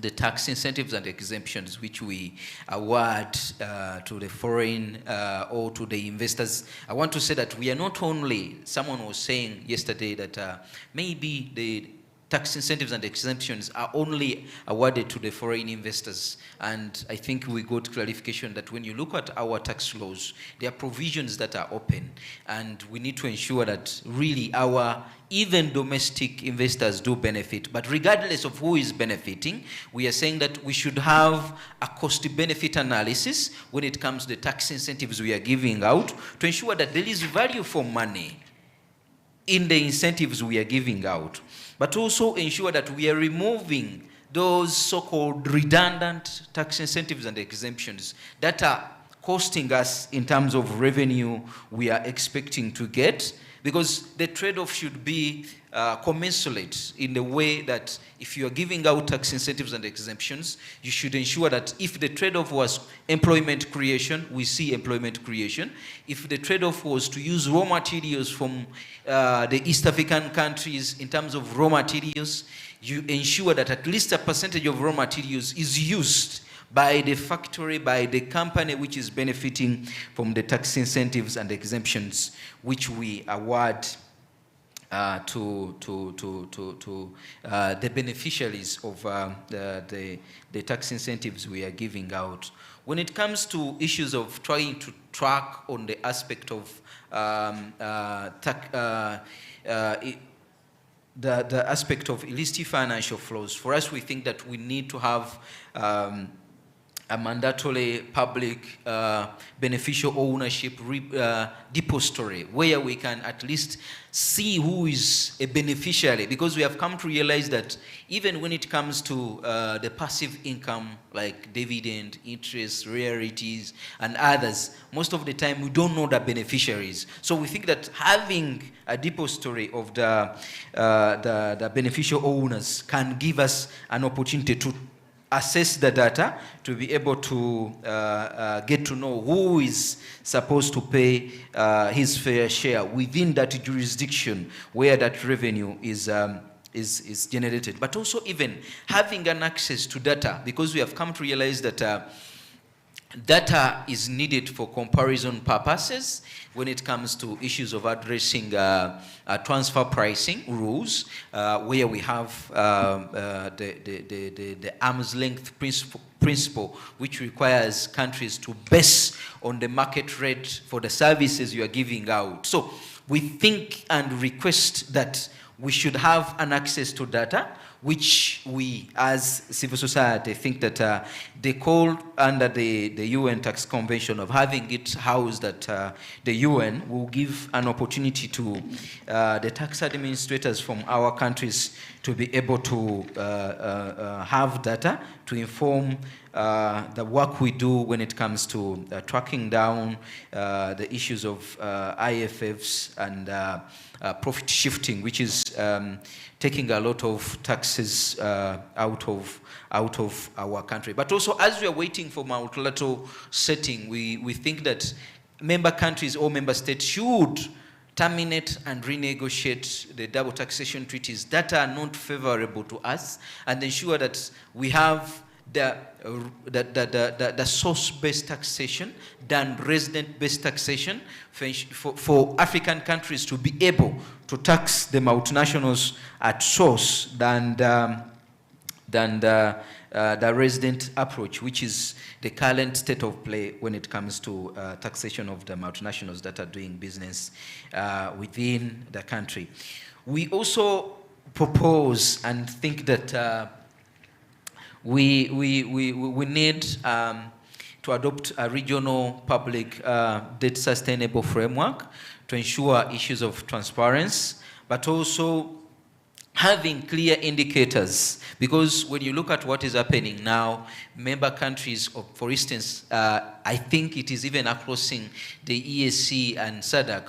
For instance, the EAC, we have the debt ceiling of 50%, but member states have even changed the goalpost to ensure that they remained within the debt ceiling of debt to GDP ratio. So we think that the indicators should be harmonized, and member states should stick to the indicators than changing the goalpost when it comes to ensuring that there is debt sustainability. And for us to be able to remain within the remain creditworthiness in one way or the other, but also reducing on the implication of debt to revenue mobilization. As I'm trying to wind up, I cannot ignore the aspect of ensuring that we strengthen our tax administration by embracing the digital tax administration within the across the board, within the ESC, but also embracing cooperation among the member states to ensure that there is that information flow and exchange when it comes to the potential taxpayers within the different jurisdictions, within the RECs or the blocks like SADC and COMESA, and ensure that we tackle the issue of cracking down on the informal sector, on the informality within the region or the regions, because we have come to realize that there are a number of informal sectors and different countries are applying different ways of tackling the informal sector. But we have come to realize that even with that provision or with those provisions, the number of informal sector has remained huge, and our tax administrators are not failing to tax effectively the informal sector. We as civil society, I think we need to ensure that we engage effectively when it comes to issues of tax incentives that have led to revenue leakages, because we have been doing it, so we need to intensify our work while giving alternatives to the governments and even engaging the line ministries, but also even the bodies across our RECs or regional economic blocks, but also continuing to have research and alternative proposals to inform the issues of the exemptions, but also issues of debt acquisition and debt management. Because at the end of the day, if we leave it to the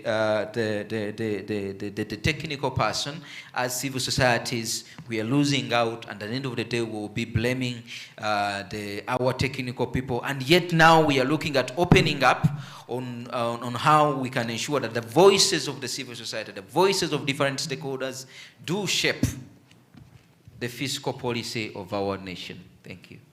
Thank you so much, Mr. Aloysius Chitengo, Financing for Development Coordinator at Siatini, Uganda. Now is the time for us to really deepen this conversation, and I know the rest of the panelists will reinforce some of the issues that he has already shared. It's been quite a lot that he has shared, but he was setting the scene. I hope we appreciate it, that a lot is going on, and our predicament requires us to really interrogate quite a number of issues. And one of the most pressing challenges of our time is debt. So that's where I would like to bring in Ms. Diana Muchoge from the African Forum and Network on Debt and Development. But specifically, as she paints the picture around debt in both in the ESC and SADC sub-regions, I kindly request her to also share more a bit about the model law on public finance management in the Southern African Development Corporation. What best practices exist that we can be able to adopt and at the same time salvage the situation? Thank you. Over to you. You have 8 full minutes for you to share what you have for us. Thank you. Thank you very much. Good afternoon. So just following up from what Aloysius has shared, we have noted that the decline and stagnation of domestic resource mobilization within the East Africa community has been contributed to by various factors, including the issue of increasing debt, especially in the East Africa community region. We have noted a significant increase, over 50% between 2018, 2019, and 2023, 2024 for Kenya, Tanzania, and Uganda. And of course, we do know that South Sudan also has very high levels of debt. Additionally, we have noted, and even from the very latest UNCTAD report of 2024, that citizens in Kenya, Tanzania, Uganda, and of course South Sudan, DRC, Burundi, shoulder heavy debt servicing costs of around $23 billion US, and this is for this financial year 2025. And therefore, debt servicing crowds out critical sectors such as health, education, and social protection.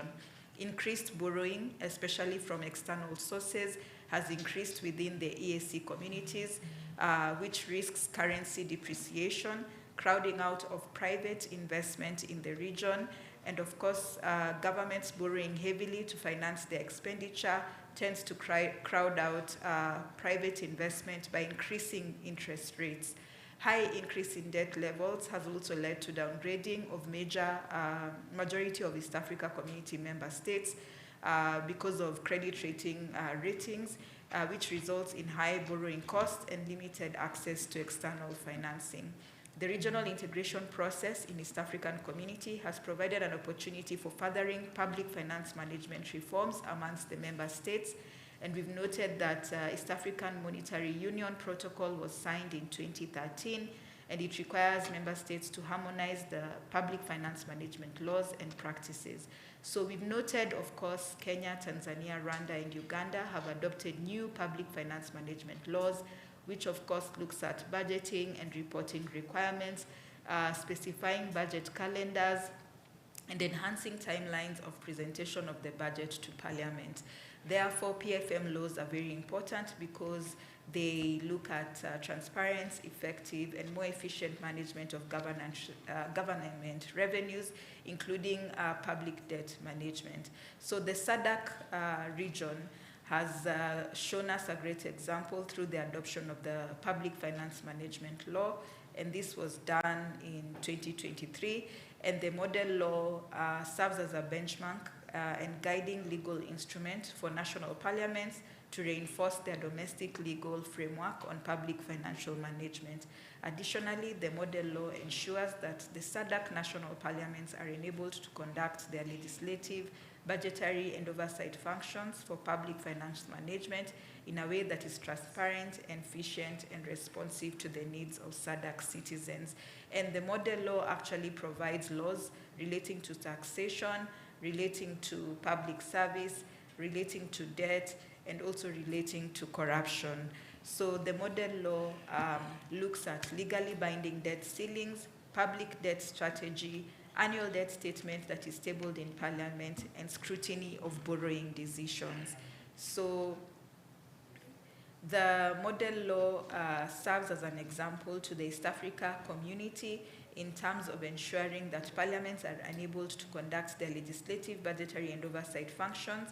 And as a good example, the Republic of Zambia, after adopting the model law on the SADC model public financial management law, they've been able to come up with a national debt legislation in Zambia, which has enabled prudent management of public debt, but also transparency and accountability in the governance of public finances. So this is a very good benchmark for the East Africa community for the increase of domestic resource mobilization, for them to be able, for the East Africa community to be able to have its own public finance management legislation, which will be a regional legislation modeled after the model law of the SADC, which will ensure public debt management across the region. Thank you. Thank you so much. She shared some best practices, but also deepened the conversation around debt. And in fact, she reminded us of what Dr. Fred Muhumuza shared, that nearly 30% of our revenues, domestic revenues, go to interest payment, just interest. So that's a deeper and bigger challenge here in Uganda. But it's similar across the rest of the ESC countries and the SADC countries.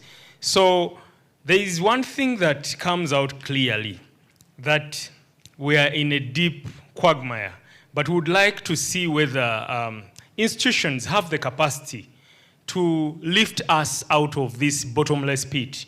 So this is where I bring in Ms. Lillian Alex from the East Africa Community Civil Society Organizations Forum, EACSOF, to speak to the issue of regional institutions like the East African Legislative Assembly and the oversight role of those institutions, respective national assemblies, the parliaments, but also institutions like the East African Court of Justice, the East African Community Secretariat. Where are they standing? Do they have the capacity to contribute to salvaging the situation, and how are they functioning? What do we need to do in order to strengthen their capacity to deliver on their mandates? Thank you. You have 8 full minutes. Thank you.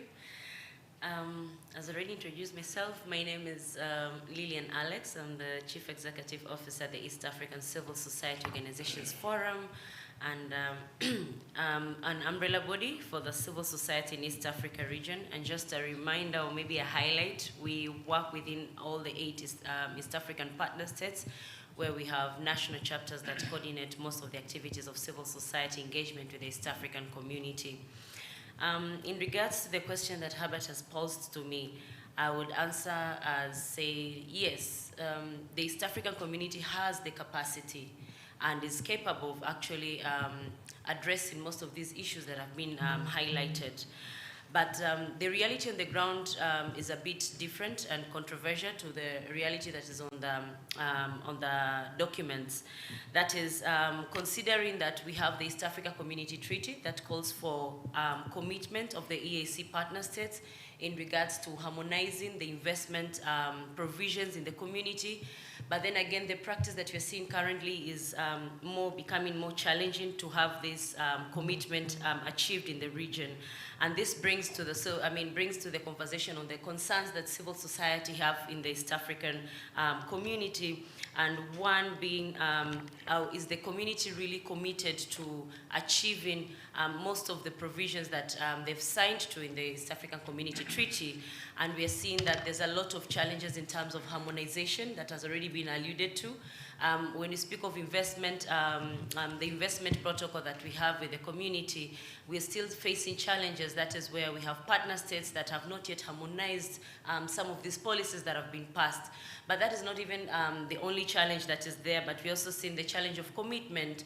We have seen a number of policies that have been passed, a number of regulations and bills that have been passed, some advocated by the civil society, such as the gender bills, such as the youth policy bills, but we're not seeing that practice happening in reality. We don't see most partner states domesticating most of these bills. The implementation has become a myth, if I had to say. And so we are seeing a lot of challenges over the years into seeing how best we'll have most of these bills well implemented by the partner states. So I think as civil society, we call upon more urgency action taken towards commitment of most of these policies passed at the East African community, but also taking into consideration the various institutions that we have.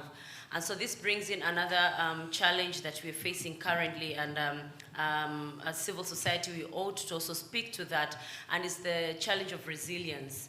And as resilience, I don't speak of civil society resilience only, but I also want to shed the light to the resilience of the community itself. I've heard from the previous speakers speak about the aftermath of the COVID and the challenges of the global dynamic that we're facing currently. And this brings the attention to now how are our countries responding to that. I like that we're discussing on how we use our tax, that is the emphasis of using our domestic resources to actually push development within our partner states, within our region. But are we there yet? Are we actually working towards that? Looking at the current global dynamics where we are seeing donors and developing countries cutting funds of support and aid to the developing countries, where does that leave us as a community? Are we already utilizing the tax that we are collecting to actually foster our own driven agendas within the countries and within the region? And so resilience is becoming quite a challenge in the fact that also in the region we are seeing the challenges, that is the backlash. We have currently, or maybe let's start this way. We began with 3 partner states in the East African community, and currently we have 8 partner states in the East African community. But we're not seeing the full commitment that we set out to achieve as a community, where we have some of the partner states failing to even commit or contribute to the annual subscription of the community. And this has become quite a challenge that is giving us a clear picture. Are we also capable of using our own domestic resources to support and to ensure that the community is standing, to support and ensure that we achieve most of the policies, or I'd say most of the agendas that we have set out to achieve as a community? And so this also is becoming quite a challenge that learning from what has been discussed. Are we sharing the debts, or are we dealing with the debts individually? And so we see that as a community, we are also staggering, I would say, currently. And this is bringing to a challenge to failure of some of the institutions within the community to actually sit and address some of these challenges. You've spoken of the East Africa Legislative Assembly. We have seen a challenge the whole of this year where the Assembly was not able to convene. And it has taken them long to actually convene. I think the first half of the year, 2025, the East Africa Legislative Assembly did not convene, did not hold sessions. and it was necessitated to have these sessions during the budgetary, which was also happening online. And so we are seeing these as some of the challenges that are coming up due to resource scarcity. And also currently we also seen the challenges from the sectoral councils. Various sectoral councils, such as the Legal and Judicial Affairs Council, has failed to sit. In 2023, they did not completely convene, and that left a number of bills pending and a number of other actionable activities not happening. And so we are seeing this is also becoming a challenge, and as civil society, we are also frustrated because we don't have somewhere an avenue to present most of our issues, or court to listen. Because again, even the court itself is not in position or is not able to sit and convene and listen to some of these claims. And so this brings in the bigger question, as has been discussed. Are we also capable to use our own domestic resources to support or finance most of the activities we set to achieve? And I think we need to go back to the drawing board. That's all I can say. Given the current global dynamics and the changes that we are seeing, and I take it from a conversation or a comment that was raised yesterday, there is no international institution that is actually going to save our financial situations within our partner states or within the region in this instance. We need to work on our own to see how we save our own financial crisis. We need to work on our own to see how we work through these debts that are coming up. I think it's high time we wake up and see how we work for our own people. And by we, I mean we as citizens, I mean the governments of our countries. We need to see how best we find solutions within our own resources. Because then again, we will be more dependent on the international grants, which is not going to be happening over the years. And we are seeing a huge shift in terms of aid, a huge shift in terms of support, and that is both to civil society but also to our national governments. So I call upon all the partners, the civil societies, and also our governments to take note on how we go back to the drawing board to ensure that we use our own domestic resources to fund and finance most of our activities set out. Thank you. Thank you so much, Miss Lillian Alex, the CEO of East African Community Civil Society Forum, EACSOF, for making the case for the need to strengthen institutions, regional institutions, domesticate regional frameworks and policies, but also re-echoing the issue that DRM is the answer, because we need internal solutions. They are sustainable, reliable, you can know how much to mobilize. We know that our revenue institutions have targets, and some of them can be achieved if we address various issues, including the leakages. But also what is coming out strongly is the fact that it seems to be a deadlock situation. And there is a musician called Harry Belafonte, the popular song, "There's a Hole in My Bucket." And the song really speaks to the current situation. The issue of leakages has come to the fore, and the issue of corruption as one of the forms of leakages is also coming out strongly. Uganda loses a lot of money to corruption. Kenya loses a lot of money to corruption, just like the rest of the countries in the ESC and the SADC sub-regions. I would like to now invite Mr. James Kinyua to speak to the leakages through corruption, because corruption is one of the forms of IFFs, illicit financial flows. So could you speak to that and how it's draining resources, and share some of the latest statistics and information around the cancer called corruption? Thank you. Yeah, thank you for that question. First and foremost is to say that corruption and illicit financial flows are not just a governance problem, but they affect revenue, and they threaten our ability to mobilize domestic resources that can be used for development. And so you understand that we have different treaties and conventions, just as Kitengo had mentioned earlier on. And one of them is the African Union Convention on Preventing and Combating Corruption, that I'll mainly refer to as AUCPCC. This has already been ratified, but ratification by itself is very insufficient. So what we are currently facing, the main challenge is its implementation. We lack political will, and enforcement becomes quite an issue. since you understand we are members of various treaties and all that, such as open government partnership and many others that call for transparency and verification, and even matters that can affect, if not fully implemented, can lead us to having sanctions and such stuff. So what I'm trying to say is that as much as we have these, the African Union Convention on Preventing and Combating Corruption, one, it will, full ratification of it will help in curbing corruption itself. It will help in curbing illicit financial flows, help in curbing money laundering, and also beefing up our anti-money laundering regime. And it will help in curbing the misuse of public and private resources. And you know, all these gets to erode the ability of government to mobilize domestic resources. So DRM by itself is undermined when we have corporate ownership, opacity around corporate ownership. And so allow me to talk about 4 critical areas in which as Transparency International Kenya we did a study on when we were assessing the implementation of EUSCPCC. We focused on beneficial ownership, asset recovery, whistleblower protection, and access to information, all across the 4 members of the EAC, that is the East African Community countries. So we need proper implementation, because that was seen as a big challenge, that we have the legal framework, we have good laws, good policies, but on implementation is where we get to draw the line. So having said that, I'll say that corruption and illicit financial flows, for sure, we have seen they continue to drain our resources, and that money can actually be used otherwise to finance development, you know, and all this is tied to the human right perspective of issues.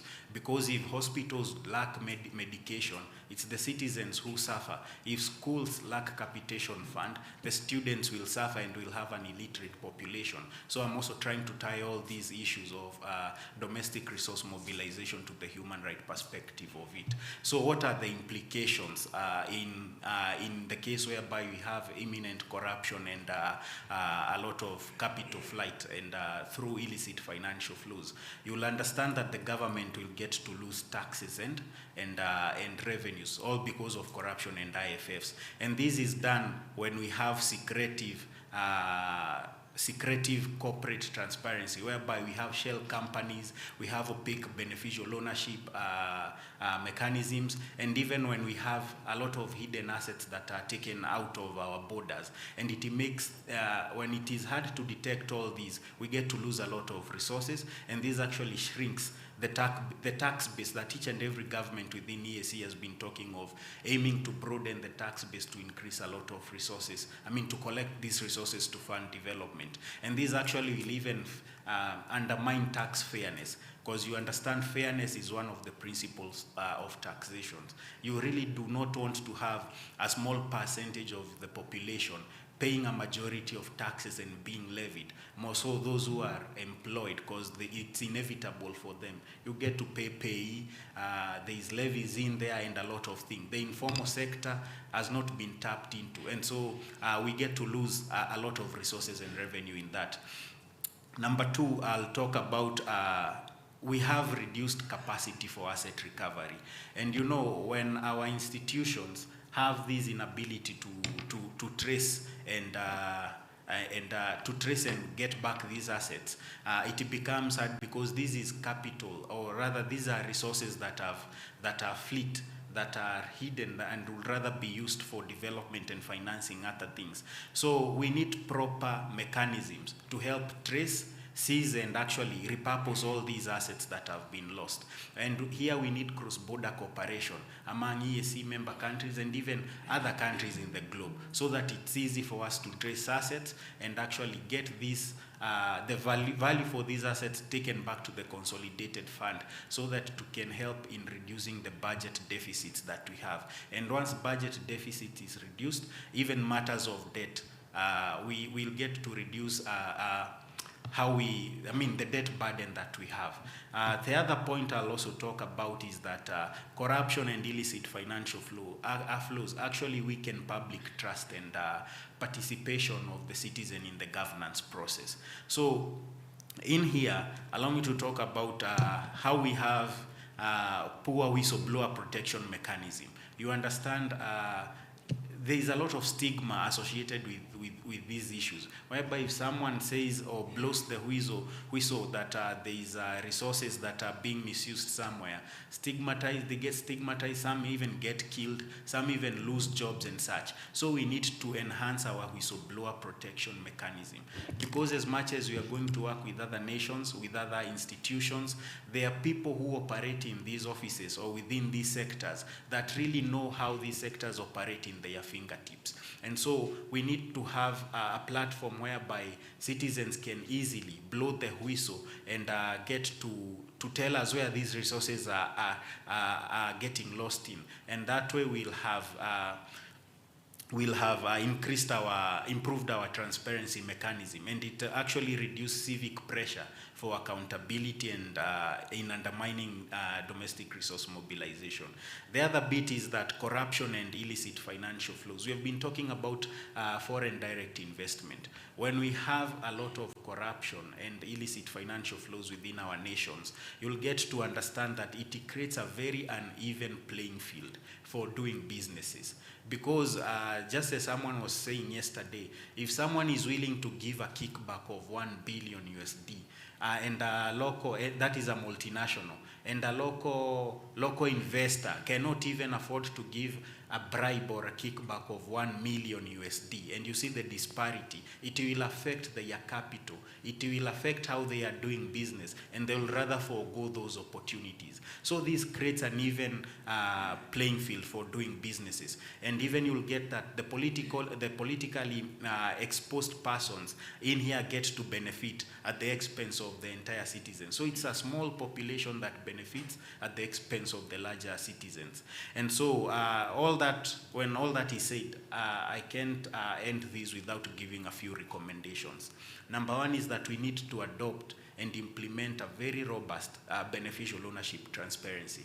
With all these, the beneficial ownership registers need to be made public, so that the citizens, so that the media, the members of the state, and even the civil society organizations can go through verifying the details of these of these companies and businesses and entities that are doing business with government, so that way there is no opacity around this, so that we have proper compliance of of even paying taxes, and it will help in tax evasion and all that. Secondly, we need to strengthen our asset recovery frameworks. We need to build the capacity for financial tracking and even institutional coordination, because you understand, if you have the Directorate of Criminal Investigation, you have another office of fighting corruption, like the Ethics and Anti-Corruption Commission, you have the Asset Recovery Agency, and the Office of Director of Public Prosecutions. Such agencies need to coordinate properly,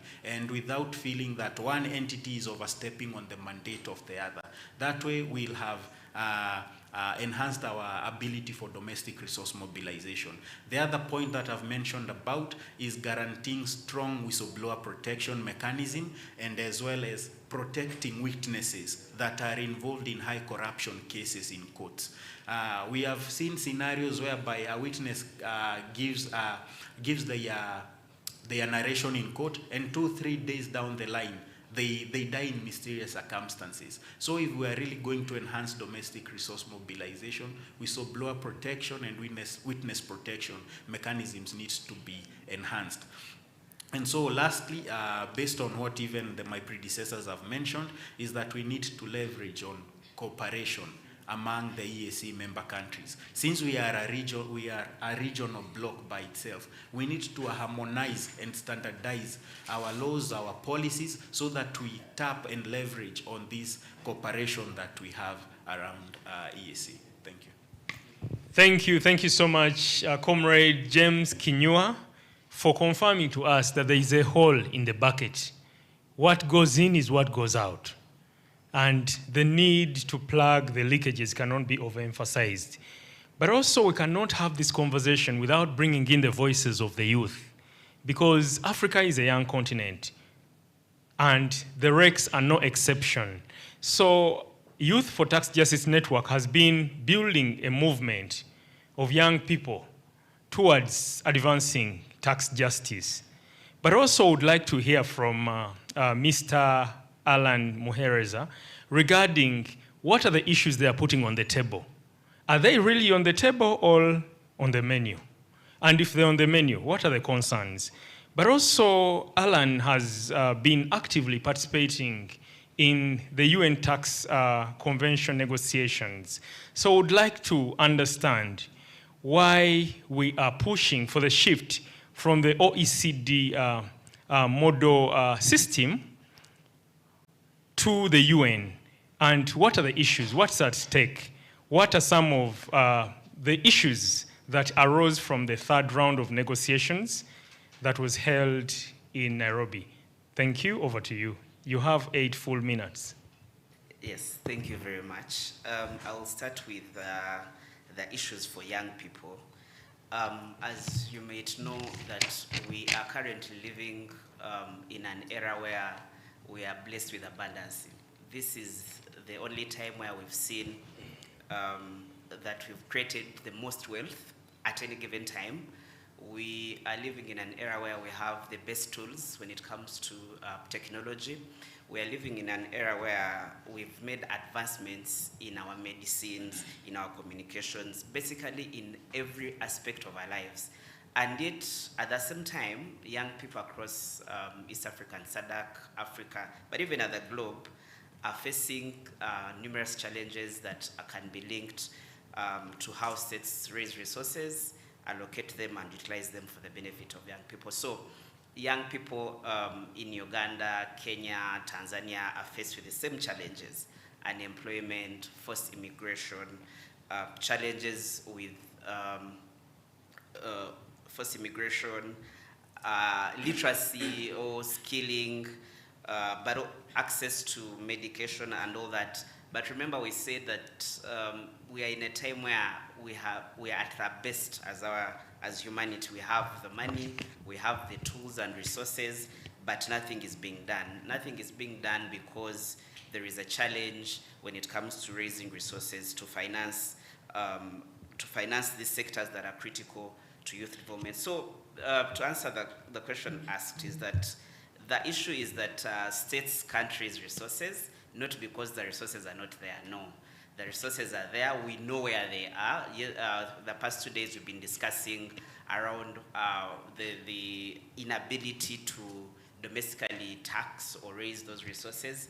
We've been talking about issues of how we spend almost half of our budget almost in debt reservicing and payment, meaning that other sectors don't get to get those resources. We've been discussing about, and what James just talked about, the corruption and the leakages, and all these other issues, which is to go to the fact that the resources are there, but we are not getting them. And I think for young people, the question has been that if these are all happening, what is our role in making sure that we get these resources, that we allocate them for what we need them to be doing, but also to utilize them so that we get a better livelihood. So I will say 2 things. One is that as young people, I think the solutions have been given, the reports are there. The challenge then may not be that there's no policies, that there are no laws for which to help us raise these resources.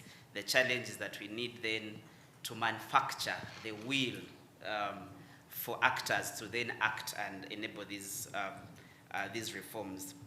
The second thing is that if you look at the stakes, we lose the most if things remain the way they are, but also we win the most when things change or when there's a movement in some of these areas.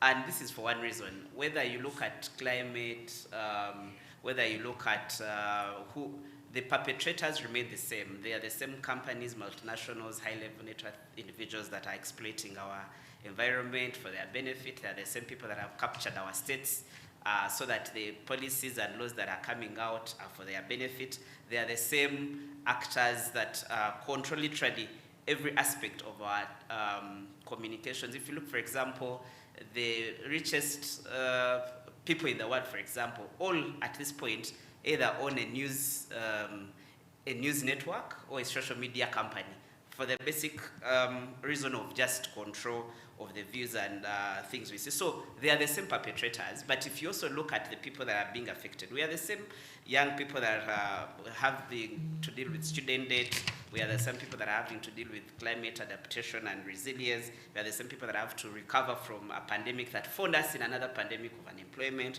we are the same people that are recovering or dealing with dying on high seas as we try to look for opportunities elsewhere. So for us, it's a stake of life and death, and that's why young people have to be in these conversations on how do states raise resources, how do they allocate them, and we've been doing some work around how do we get young people to give their views on the kind of budgets that we have, on the kinds of tax laws that we have, and of course currently we're also trying to see how do we then also influence global tax rules or tax systems so that they can deliver resources that are needed to invest in young people.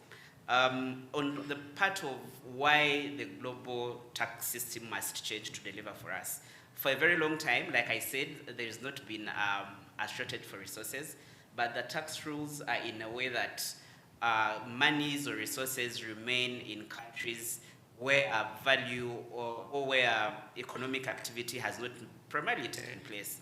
And those rules, mainly through double taxation agreements, mainly through bilateral agreements, to the fact that for companies that are doing cross-border trade, a few countries in the global north retained or have most of the taxing rights. Alois Asia said that taxation is the most sustainable way government can raise development finance. And we are saying if it is the most sustainable way, but when it comes to international trade or when it comes to multinationals, you find that it's only a few countries that have or that have given themselves the rights to tax. And that means that when they tax, they get the resources. For us, when we don't tax, we don't get the resources. And then that leads us to borrowing, relying on aid, and those other things. So for us to have more resources coming our way, then those tax rules have to change. And I think that is the conversation that we've been having, saying that there should be a fair allocation of taxing rights, especially for companies or that are doing cross-border trade, that are deriving value, but the countries or the jurisdictions where that value is being derived or where that economic activity is undertaken or is being done, don't get some of these benefits or some of this income. So the idea is that every country should have a say in how resources or profits that are made in its jurisdiction get shared within the different countries. And of course, the challenge with the OECD system had been that if you looked at the rules, and actually the whole challenge is against the transfer pricing sort of rules in international taxation.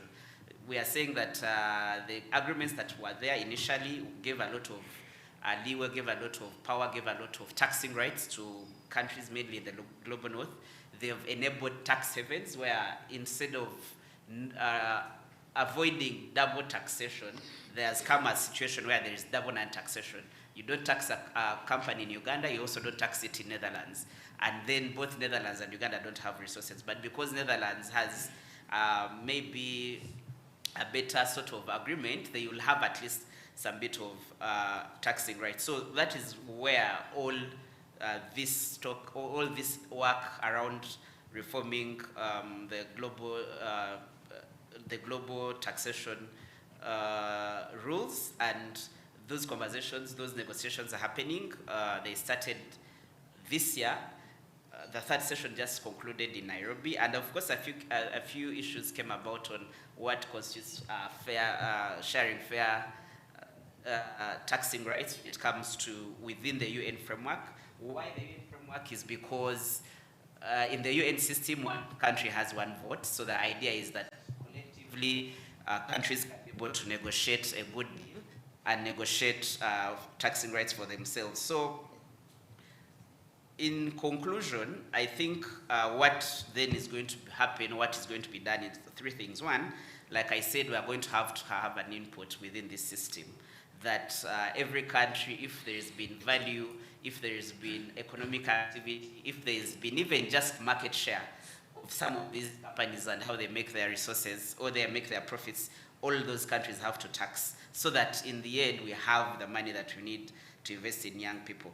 Secondly is that we are going to keep on giving alternatives. As CSOs, there's been alternatives on, even suggestions on how a UN tax convention should look like, which articles should be in there, and certain things that, same thing that we've been doing at a national level where we've given alternative tax proposals, budgets, and all these other things to inform and ensure that the laws that we have can be able to deliver the resources that we need to invest in young people. And then lastly, like I said, we are here to also manufacture the political will to inform these sort of reforms. And I know in Uganda and some of the East African countries, we've been having elections, and we've been engaging our negotiators, we've been engaging our ministries of finance, revenue authorities, and all this. And the idea is that we should still and keep doing the same thing.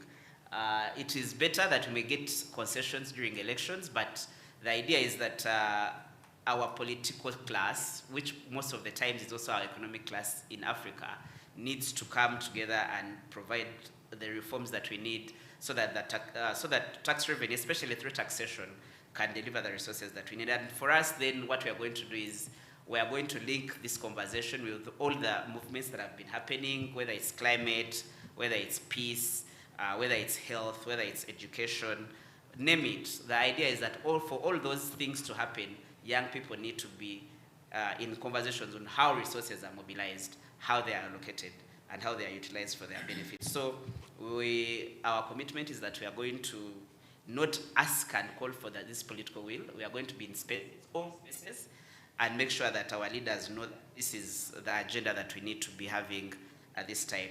Thank you very much. Thank you so much, Mr. Alan Muhereza, for making the case for young people, but also the need to center their voices in the different policy processes and the need to push for reforms to ensure that fiscal policies deliver for the young people, but also underscoring the issue of taxing rights and really why we need to be on the table, not on the menu.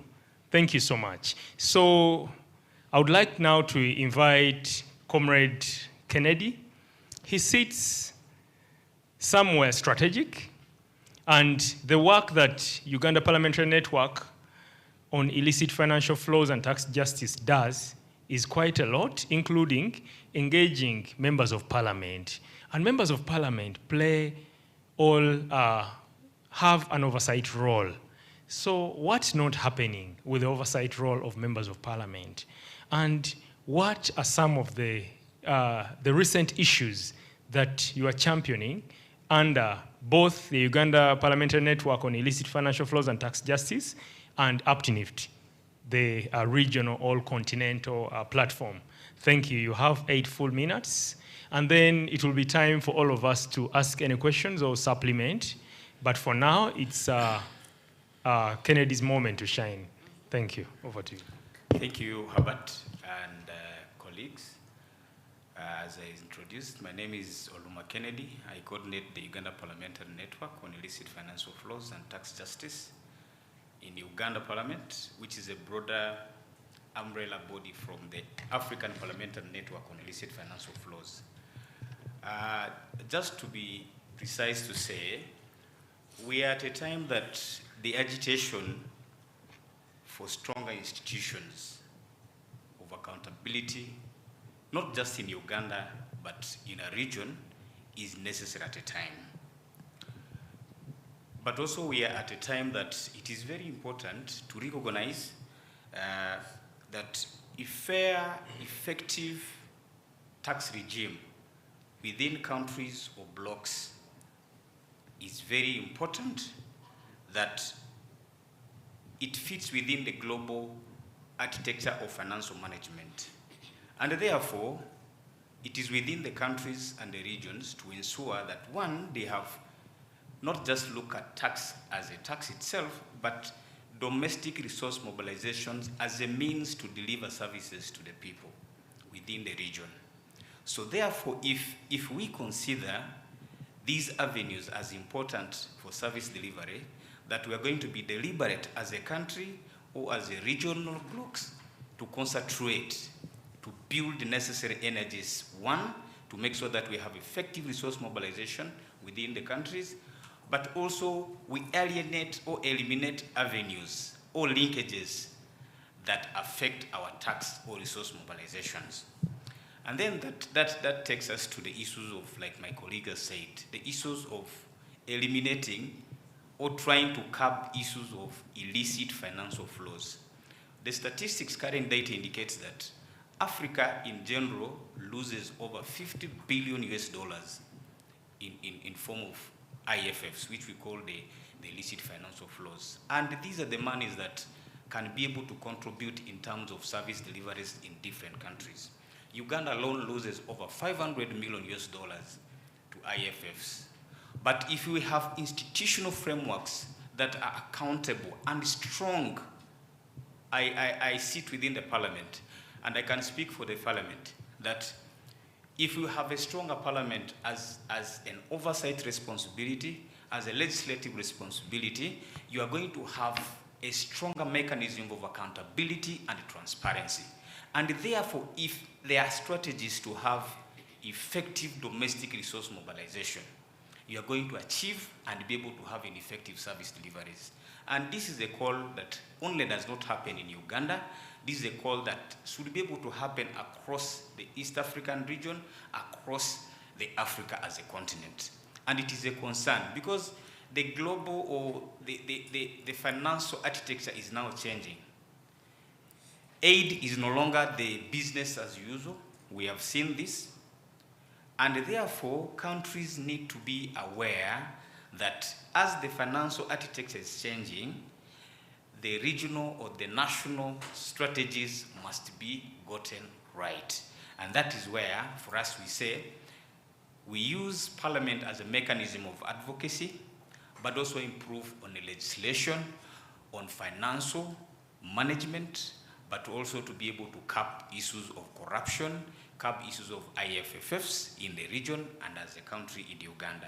And I can tell you that the members that belong to our networks, they have done quite a number of things to be able to link the achievements, to be able to link what they can be able to do to improve legislation within the Parliament of Uganda, but also do comparisons and link it with the other regional efforts that are meant to curb IFFs, but also improve in reducing the level of corruption in the region.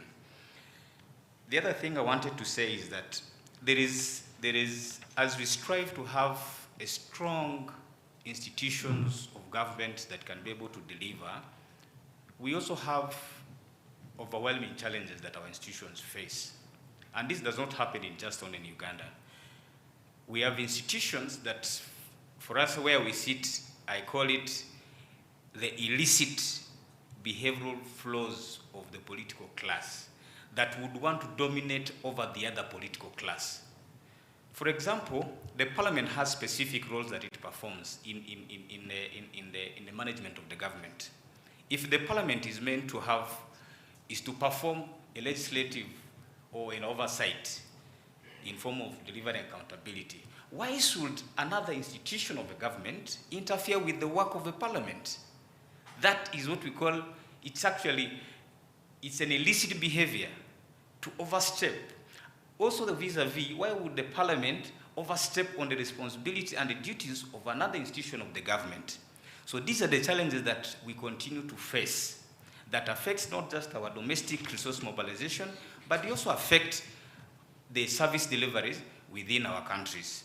My prayer and my wish is that both the institutions that we have, like parliament, the executive, and the other MDAs within the government should be able to have a linkages so that we have a collaborative approaches to be able to help our countries navigate through the challenges of the financial management, now that we are coming face to face with the reality that it's no longer the business as usual. So the responsibility lies in all of us. That one, we as the citizens, much as we trust our governments, but we must also remain committed to to ask and demand for accountability from our institutions of the government, be it executive, be it parliament, or be it any other MDAs. But also the institutions of the government, we must be able to task them to deliver on their responsibilities without missing a word.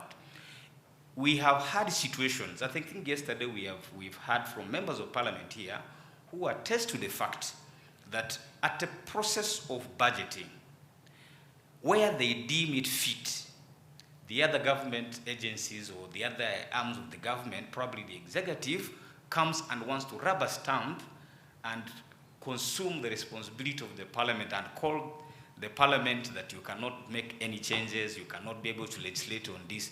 This is wrong.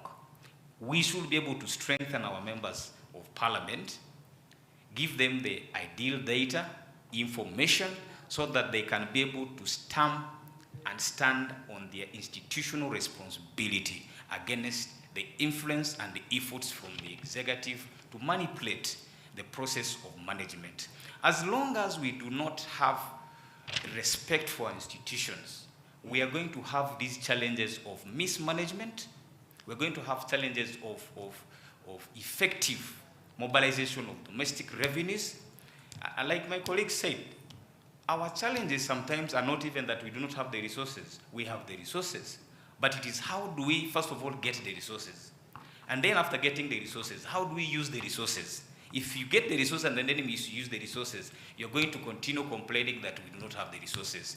Where even when the resources are limited, you must be able to put them to the right use. And I think that is a responsibility for all of us to task the government, because we have a part to play as citizens, but also as a civil society. We have a responsibility to remind every agency, every department, every institution that you have to deliver A, B, C, D, including the media. We must not give up on the responsibility to have an effective, first of all, an effective mobilization of the domestic resources, effective uses of these resources, so that we can be able to see the dividends from our resources.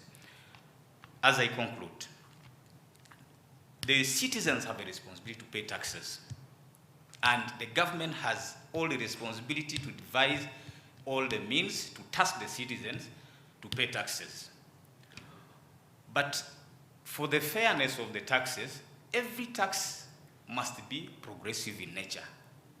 I, as a citizen, I will be motivated to contribute my fair share of the taxes with all the happiness, with the motivation, by service that I get from the government. In a situation that I do not get fair service, I feel the services are not fair to me, I think that becomes a demotivating factor for us, even for the government, to tell me that I am eligible to pay tax A and B. So I think that is one of the greatest challenges that we have, not just in East Africa, not just in Uganda, and I think that is a bigger challenge for Africa. We do not resonate the service delivery to the proportionation of the tax that our citizens are paying. I have to drive from Kampala to Arua. Instead of driving for about 8 hours, I am going to spend about 12 hours just because the roads are bad. But I pay taxes every day, either directly or indirectly. So I question myself, what is the dividend that I get in terms of road service if I am going to spend extra 4 hours to drive from Kampala to Arua, and yet I'm supposed to drive for 8 hours? The time that I'm going to spend, the more money I'm going to spend on fuel, and these are things that we must be able to cost. In Kampala alone, the time that we spent in a jam, there was a statistic that indicated that we lose over 500 billion per year in terms of resources, just by the congestions caused by poor roads, narrow roads in Kampala within the periphery. If we are to have a strategic measures to alienate the congestion, the traffic jams, would waste little time, would save a lot of resources, would not even need to go and borrow money to deliver certain services. So that means that there is a lot of potential inwardly, there's a lot of potential for us to have effective domestic resource mobilization, but beyond just having the effective mobilization of the resources, we also need to have the effective and strategic uses of the resources that we have mobilized. And I think that is the direction that that we need to have as a matter of a strategy, beyond just mobilizing domestic resources, we must also carry the discussion of is strategic and effective usage of the resources that must have a meaningful effect on the citizens. So, for me, I would first of all, it's unfortunate that we don't have men, but I know that whether one or two, the members of parliament here, the institutional frameworks, parliament as a representation of the people should have a stronger mandate and a stronger responsibility to do its work. The parliament as an oversight institution should be able to check other MDAs whether we have given you this kind of money, whether you've used it properly. If you've not used it properly, what has it done? And the sense of accountability should be taken very seriously. And then, in terms, as I conclude, in terms of closing other leakages of revenue collection, I think we have unwarranted expenditures that happens in our ministries, that happens in our, for example, I want to give in Uganda, let me use an example as an example. Over 80% of the government ministries in Uganda are living in rental houses. And they pay billions of money in rental houses. Parliament, if you see the parliament building, parliament rents and pays a lot of money to Ruperelia in the Kingdom House.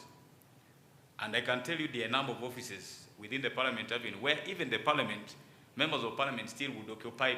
And then you ask yourself, why is it even necessary for the government to strategically think year in and out that we should proud and proudly just be renting and have no mechanism of saying we can be able to accommodate, have structures that can accommodate 1 or 2, 3 government agencies or ministries? These are some of the unnecessary expenditures, just because you have people within the government that think it is strategic enough for them to be siphoning money from the taxpayers' collections. So these are things that I think we need to be able to look deep into to cut misuse of domestically collected revenues. Our mechanism of asset declaration. Me and you know for a fact that there are people who get a job today within the government agencies. They get a job today. Within 2 months, they have put up a flat within Kololo, where they have put a flat within. And you ask yourself, this gentleman who has just gotten a job the other month, where did he get all this money? And there are no mechanism of tracking this man's asset vis-a-vis his earnings. And they happen here. The guy has worked for just a year. The 3 children or he has have all cars. The wife has 4 cars. He himself, he has about 3 cars, and they're all parked in his compound or his up-country home. And we do not have mechanism to question. And we're talking about closing up mechanism of collecting taxes. I think these are realities that we live with. So for me, as an advocate of institutional frameworks, I would want us to strengthen our institutions that can be able to deliver and ensure that there's a sense of accountability, there's a sense of fairness, and there's a sense of effectiveness. I think that's all that I can be able to say. Thank you. Thank you. Thank you so much, Comrade Kennedy, for that insightful sharing.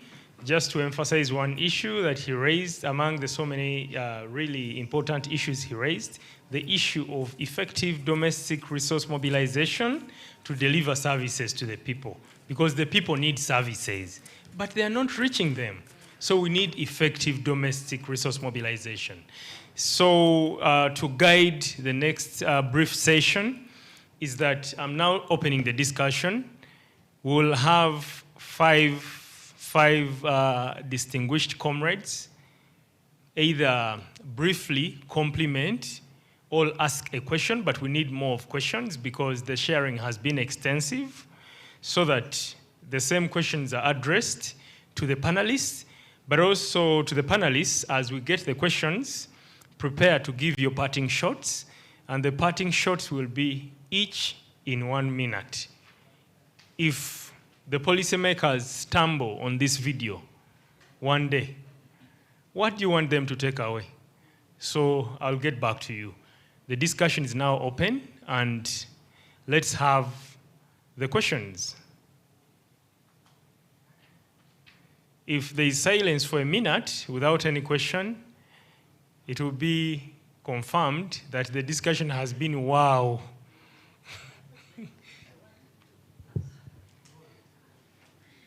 So kindly allow me to start here.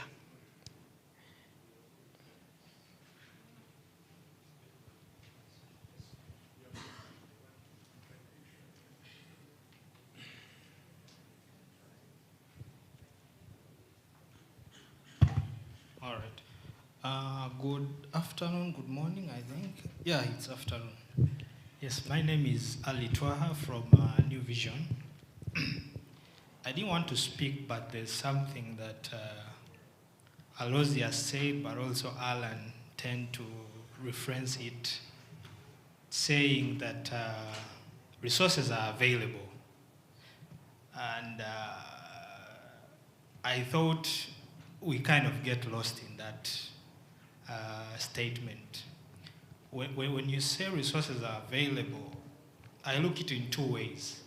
Either maybe you're talking about us having a lot of natural resources, you know, that we can exploit, because there's no country that I know that has taxed its people into growth or funded the entire budget by taxing its people. Look at the Middle East, the Russia, all these have grown by exploiting their natural resources. Others have developed literally by stealing from other countries. You talked of the IFFs. They are stealing resources from other countries. That's why they're developing. Now, on the flip side, when you say resources are available, I tend to think people have money, you see? So, but the available statistics do not show that we really have the money. Businesses are struggling now because of the taxation that is happening currently. They think it's too much. When you go to the banks, we have about 23 million accounts, but 93% have less than 1 million shillings on them. When the Kenyans convert to their money, they tend to laugh, but that's about 36,000 Kenya shillings.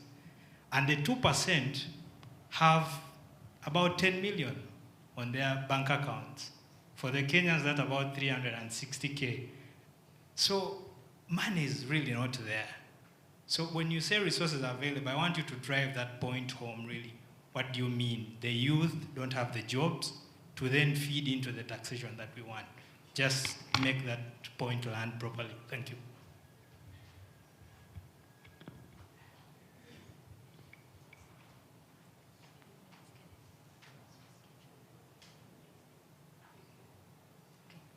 Thank you. I think mine will go to Kennedy. Sitting here, and I've been listening to what's going on, and I honestly, my heart is bleeding heavily, because we know where the problems are, we know the challenges, we know what we need to fix. But why aren't we actually doing something about it? If we continue giving action points and we're not doing anything about it, let's just stop the dialogue.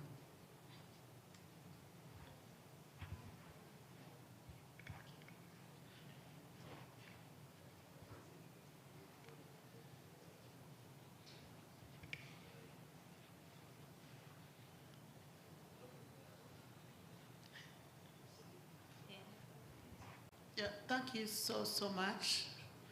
I don't have a direct person to ask this question, but I want to bring it back from the conversation yesterday that Akina Mama wa Africa talked about, and maybe it may not be a question for Aaron, but it may be a question for all of us that are talking about issues of resource mobilization and allocation of resources. And I wanted to bring back this, the concern of Uganda, of the Public Finance Management Act 2015, Section 9, where Uganda has been one of the countries that we have been really trying to learn from because of the Certificate of Gender and Equity budgeting in terms of compliance. But again, looking at the journey where we started and losing it completely. Since yesterday, we never mentioned about it. And we are here talking about issues of accountability and transparency.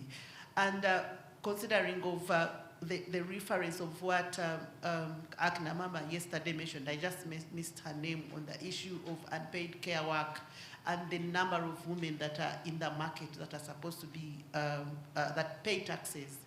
And bringing back to the country where we don't have the money. There is no money. When you go to the market, there is no money. And and taking it back to the Transparency International in terms of the gap, of the inequality gap, where we have seen the number of, maybe Alan, this would be also another question for you, the number of youth, the number of women and boys that has, not boys, and men that has lost jobs when the aid cut appeared in the space. And so many minds coming out of our conversation. Do you want to continue seeing those who come to the job and buy them at 10 million? Do you want to continue 10 million Uganda shillings? Do you want to continue having the conversation, the dialogues around how funds are coming in the country and how they have been allocated, but then without going deeper to understand who cares and who suffers more?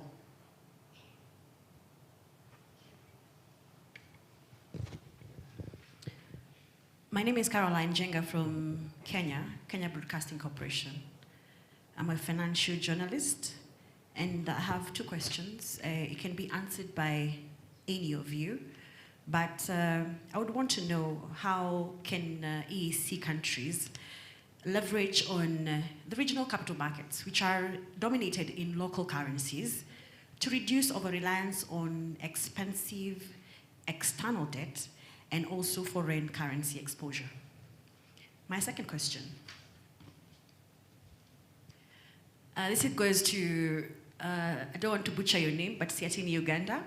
You mentioned that many multinational companies operating in Africa are taxed in the country where they are registered and not where the income is earned. In Kenya, we recently, a British firm discovered gold worth $5 billion, and also transparency can also answer as well, in Western Kenya, a place called Western Kenya. And they're saying it's suitable for commercial mining. I would like to know how far are we in pushing for the source-based taxation. I know the UN tax convention, they're talking about some of these issues, but how far are we in pushing for this? Because already we have gold discovered, and we do not want this gold or rather taxes being shipped out of our own country. Thank you.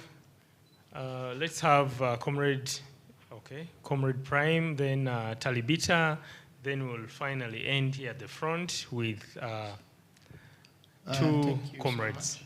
Thank you so much. My name is Prime Mukama. I'm from Burundi, working with a civil society organization. So my question or concern, we have been saying that we are missing resources. We are missing money. You say that we have no money. But I can, on my viewpoint, I can see that there is a contradiction. Whereas we know that our countries are very rich in minerals. And you say we don't have money, we go to contact loans. So I can't understand. So can you please clarify how we are poor and we don't have money, whereas we have minerals everywhere in our countries? That was my question. Thank you, Comrade Talibita. Then we finally end here. Thank you very much. I am interested in a success story in Africa, or in a sector, or an age group that has elected to use domestic revenue mobilization and indeed transformed, and public goods, for instance, whether it is transport, health, or education, or security for that matter, I know we are buying food, we are buying beverages, we are buying transport, including even the clothing. We have heard of labels. We have heard of music. I am interested in you at least having us write home about Africa of a success story. Thank you. Thank you. Finally, we end here. Thank you. My name is Lawrence Mushabe. I work for Next Media, particularly NBS. Mine will go specifically to Comrade Kennedy and maybe Alan. Many of the East Africans struggling with heavy personal taxes, while billions are getting lost, in every year through tax incentives, and also going to those corporations, also illicit financial flows. What are some of those, I just want you to highlight, what are some of those strategic measures that you're putting in place maybe to have some of these loopholes done, or maybe these tax burdens put to the end? Thank you. Thank you. Lastly. My name is John and I work with MTV Uganda. I wanted Aloysius to expound more on what he meant by taxing multinationals at source. How have they been taxed before? What exactly do you mean?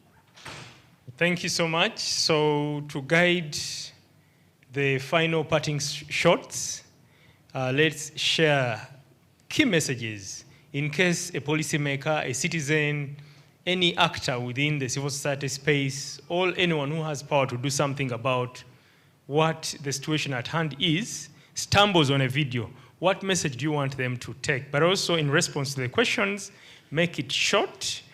Issues around the resource wealth and poverty paradox has been emphasized. Let's speak to it. But maximum, let each of us take 2 minutes to summarize. Let's pitch. So the test is on. Let's start with Comrade Kennedy. But then I request that Comrade Aloysius will summarize and close the entire discussion. So we will skip him when we get to him. Thank you. I think about your questions. Maybe I didn't get the names of some people that. There's a lady that asked me that your heart is bleeding. That we know where the problem is. Probably you're suggesting that why don't we stop these dialogues? I am an optimist. The same way your heart is bleeding is the same way that Uganda is bleeding. It is the same way Africa is bleeding, and it's the same way my heart is bleeding. But being an optimist, I do not want us to lose hope. I want us to do our civic responsibility that we are meant to do. Basic. One of the things I do within my own rights as a citizen, because I pay taxes, either directly or indirectly, if I cannot influence the greater government entities, I will start by influencing from my LC1 level. If I go to my home, in my own village, I have a responsibility to tell people this is right, this is wrong. But also in the civic spaces that we have like now, we have to do what we must do. Shared ideas, shared information, and shared responsibilities.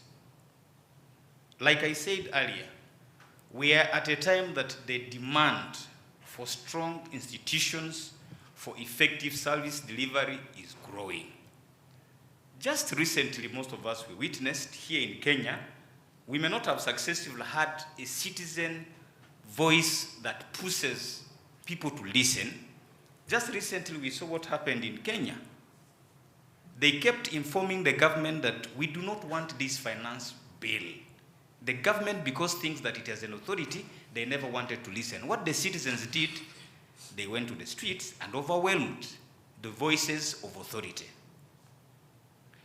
Time will come, and I can tell you, and I'm very optimistic, time will come because of shared information, because of shared ideas, we the citizens will become the voice of a reason.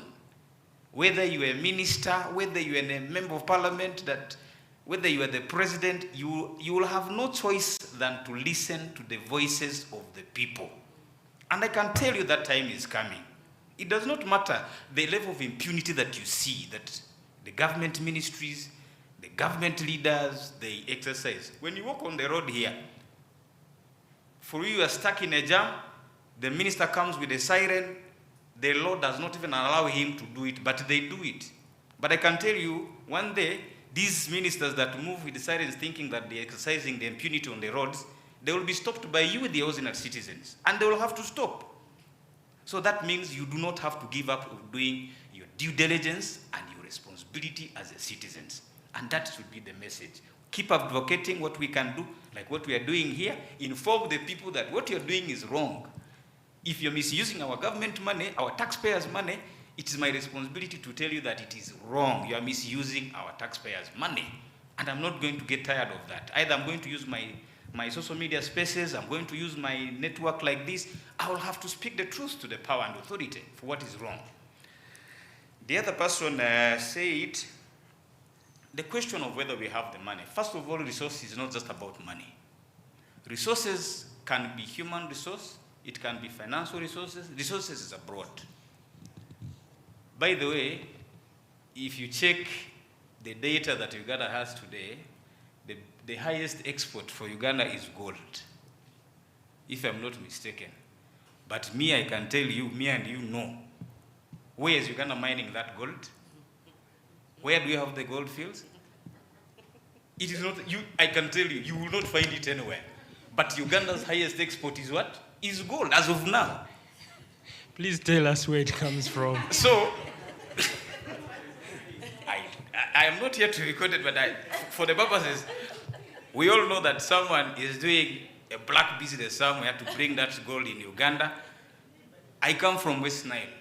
One of the most lucrative businesses in West Nile is what we call smuggling. And one of the most smuggled things is gold. You get it? This gold smuggles its way here and comes to Uganda, someone packages it and then exports it. And it earns Uganda. Whether that money comes to Uganda, whatever, that is another debate.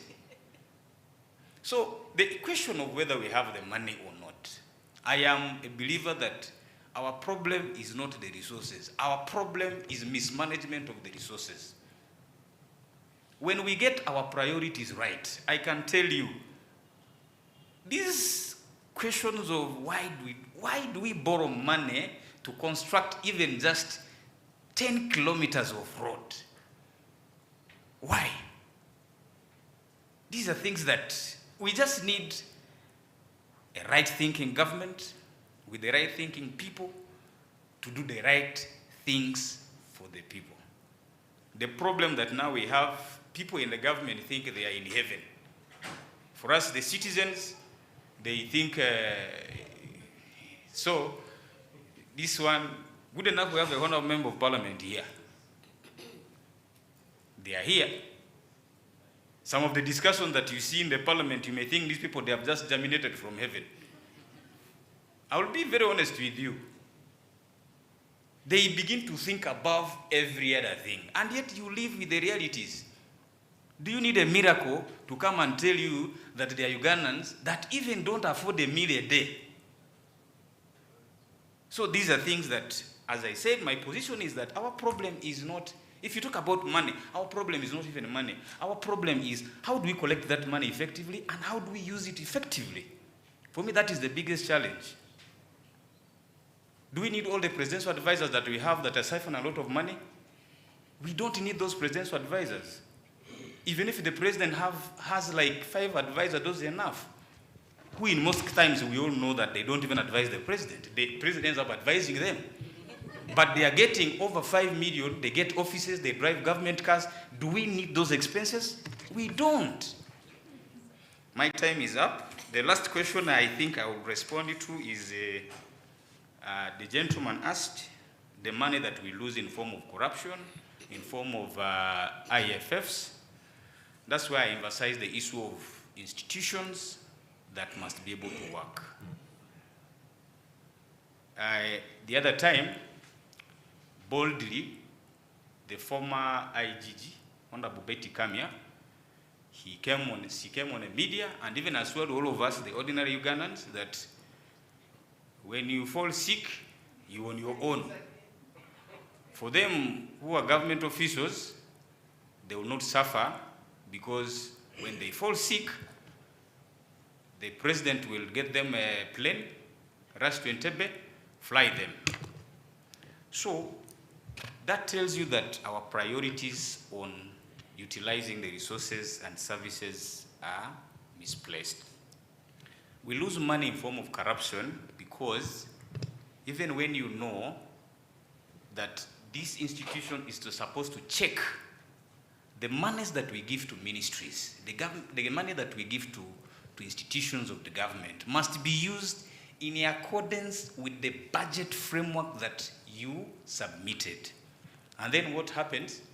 The other day someone was saying the budget that we allocate in the ministries, people use them because they are too powerful, they use them to sponsor their boyfriends and girlfriends because it is available to them. And yet there is a mother dying in Mulago because they cannot even afford anesthesia. There is someone dying somewhere because of ABCD. These are all avenues that we can be able to close, one by having effective institutions that can be able to have a sense of accountability, but also we must have our priorities right. For me, those are the things that I've said a lot. Thank you so much, Comrade Kennedy. And I request to my good friends, the Fourth Estate, the discussion is kept within context, because, because if there is just an excerpt that is obtained from the broader discussion, then it can go out of context. Because really this press conference is aimed at ensuring that we share the key messages. And what Comrade Kennedy shared is within the context of DRM, the leakages and everything. I'm sorry to really have this special request, but my job might be at stake. So, Comrade Lillian, over to you. Thank you. The best part is that I didn't have any questions directed to me, but I'll try and comment to just 2 questions that were asked. And also just to comment what the comrade has already spoken about. I think you said the time is coming. In my view is that the time is here. The time is actually here. I don't think it's coming. I think the terminology we can use is that it has begun. And how far we are going to go, I don't know. But I believe even the next generation will live up to remember this time, and probably they'll do better. But we have already seen that citizens are already demanding for accountability. They're already demanding the policymakers to actually work towards what they're entitled to. So yeah, just to say that I see the time is here, and maybe it's just a matter of different time zones, but I believe we are all going to catch up at some point.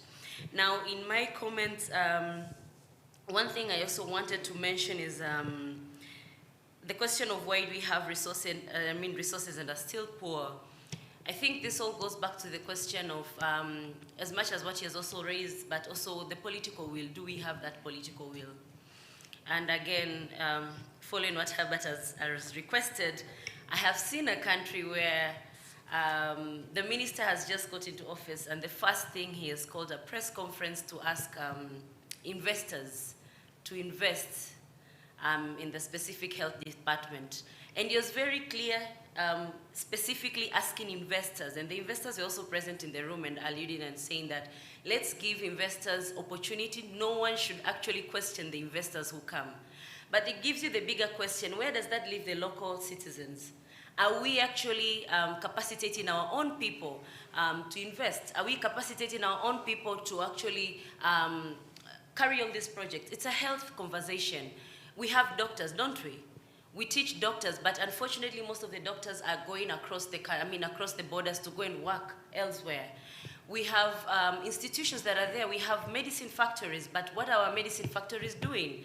if most of our health budgets actually imports medicines from outside the country.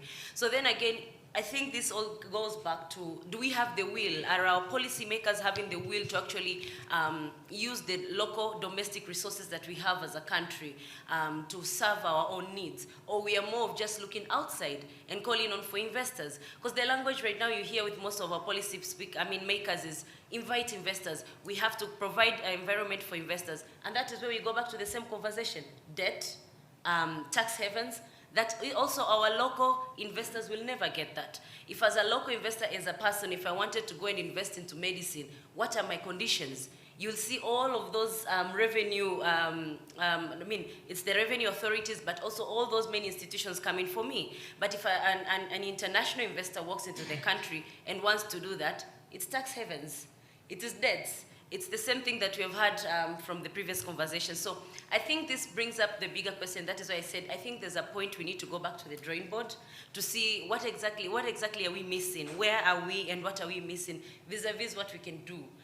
The question is asked the success stories. Again, I'll give the same example. I've seen a country, and I'm not saying that it was perfect, but we have also seen instances where a government can decide to cut on some government expenses and actually allocate the funding to something else. The same question here is the issue he raised where you have government officials renting different facilities. What if we already built those facilities and whoever comes in just finds them? It's just a matter of changing the houses.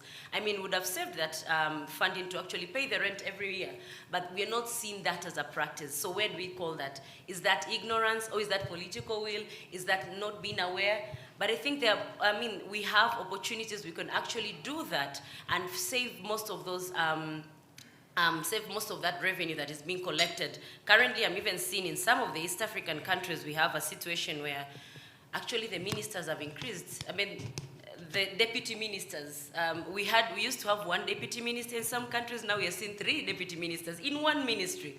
And so tell me, how are we going with that? The same conversation you're saying, you have an advisor, so many advisors being paid, but at the end of the day, they're the ones being advised. And most of the times, even in some countries, you'll hear, I'm receiving directives from above. So that means you're not advised, you're not actually doing much, but basically just there filling the spot. So if we actually manage to eradicate some of these expenses, I'm sure we'll not be sitting here discussing about how we can use our own domestic resources, but rather we'll be utilizing them. My call and my final comment is, in the EAC, I call upon for political will. What we are staggering around right now, what we are suffering with is the political will. I can tell you for sure, we have the instruments, we have the institutions, we have all the frameworks being put in place that can work towards ensuring a successful integration. But what we just don't have is the political will. We have had so many policies being passed in the East African community. We have had so many decisions being made by the Ministerial Council, but how many are being implemented within our partner states? It doesn't take much for you to understand how granted you are until you move across the region. You go to some EAC partner states coming into the bloc, and you realize we have partner states that don't even have a corruption board. We have partner states that don't even have constitutional courts. We have partner states that don't even have, ministries that actually address most of the issues in the country. But then again, you come to some partner states that you see have all of these institutions in place. And what have we done so far? We are now celebrating 25 years, I think almost 30 years of the East African community. Where are we? What have we achieved? What have we done? Do we need to reform what is there? Do we need to enact more laws? And how many are we going to enact to ensure that they're being implemented? I think I call upon EAC, heads of states, I call upon EAC government, I call upon EAC citizens to just actually move back and look at what we have done so far. What have we drawn? What are the institutions that we have? And how best are they working to serve the needs of the citizens? Do we need to keep on forming new legislations to address some of these needs? So for me, I believe that political will is one thing that we can head to achieve most of these challenges that we are having. And if we all took note of what is already there and see what we can do better, I believe we'll be in a better conversation and rather not discussing this. Thank you. Thank you so much. I cannot overemphasize that. Over to you, Comrade Alan. Thank you. I think I will combine the question from Ali, Lores, and Prime into, I think the question was that there are no resources, and yet for us we are saying that there are resources. And I think that's the whole idea of tax justice. Tax justice is basically to say everyone should pay their fair share of tax, however little it might be or however much it might be. And the idea is that if everyone pays a little, no one then has to pay a lot. And I'll give an example, Ali, that when we say the money is there, it's not just being collected or it's just not being wasted. We basically, I'll give an example. When the Becky report came out, the high-level panel report on illicit financial flows from Africa, it noted that for every dollar that Africa gets, it loses 3. If you're losing, it means it was already there, you're just losing it. For every dollar you get in investment, in a loan, in whatever, you're losing 3. And I'll give 3 examples. One has been talked about. The current market price of value for a kilogram of gold is over 480 million. Uganda, we export 480 million Uganda shillings. We export over $2 billion worth of gold every year. But I think it was Dr. Musa who said that even the $200 we had hoped to tax on almost 120,000 worth of the kgs, we don't even collect that. So you could ask yourself how much, if we did that, we would be getting as a country. If you look at just our tax expenditures, and I'll give an example for Uganda, money that government either deems to be paid, so it doesn't collect, or it pays on behalf of others, or you've even seen some of these requests to parliament to forgive and what all those. It is 3.6 trillion Uganda shillings, and that is for only this year. So, and that is money that is there, we are just not collecting it, we are just not, or we are just deeming it to have been collected, so for accounting purposes, you don't, you even just, and I'll give, this is the last maybe example I'll give, to just illustrate that if we, and I'll give, maybe to answer Lawrence's question, the measures that maybe we'll have to take. I'll usually give an example of the Talo case. You remember the famous handshake case that we had, that in just one transaction, government assessed and tax due to it was over 600 million Uganda shillings. And maybe what I would ask is, how many ordinary Ugandans would you have to tax in but Chikuvo people have money. In Machindie, where you would collect over 600 million US dollars from those people. There will be so many, but here you are just getting it from one company in one transaction. So the question then would be, why aren't these people that are supposed to pay not paying? And if they paid, then maybe you would not have to put excise duty on this, you would not have to put VAT on that. So, and then that brings me to the measures that we can then do to see that some of these things are addressed. One, and that's what we've been calling for access to some of this information, the country-by-country reporting, and having this information. And I'll give an example. There are companies here in Uganda that have been declaring losses to revenue authorities, but when they go back to their home countries where they're registered, they declare profits and dividends to their shareholders. So it cannot be that in Uganda, where you're having operations, you made a loss, but when it comes to your shareholders in Ireland, in Netherlands, you're telling them actually we have a global profit and then this is the dividend we're paying out. So it means that then there should be some sort of sharing of information between Ireland and Uganda for the purposes of being able to exactly know, did this company really make a loss? Did this company, if it made a loss in Uganda, is it that it's paying a dividend to its shareholders in Ireland? It means that here it cooked, it's booked, it has an artificial loss, but then the benefit then goes out, and Uganda can't tax a loss, so you lose that. So there is the need for country-by-country reporting, countries sharing this information, having public registers, so that we know who owns these companies and where are they paying their taxes. Then the second, of course, goes to the issue of collaboration that we've been talking about, especially when we countries, again, maybe before I leave on access to information, I'll give an example of a company, I think it was around 2018, I'll not say which company it is, there was a proposal that that company had been declaring losses for over 9 years. Then there came a proposal that we should tax just about 1% of the sales value or of the gross profit. So we were saying, you're making losses, yes, but since you're also using our roads, our electricity, all these things, you just pay 1% of your gross. And you can look it up. The following year, that company declared a profit. Because it was cheaper to pay 30% on the profit than pay 1% on its gross, on gross profit. So the resources, those monies are available. We just need to tax them. Of course, on collaboration, that's why we're here calling for harmonized tax policies, calling for international tax cooperation when it comes to tax. The idea is that if you're working in isolation, money goes through. You have situations where you have double non-taxation. A company is not taxed in Uganda, a company is not taxed in Netherlands, so you would lose out. And yet if you had agreed and said, okay, let's share this tax revenue, Uganda gets some little money and then also another country. I keep on using Netherlands because we have a double taxation agreement with Netherlands that the Ugandan government has been trying to renegotiate.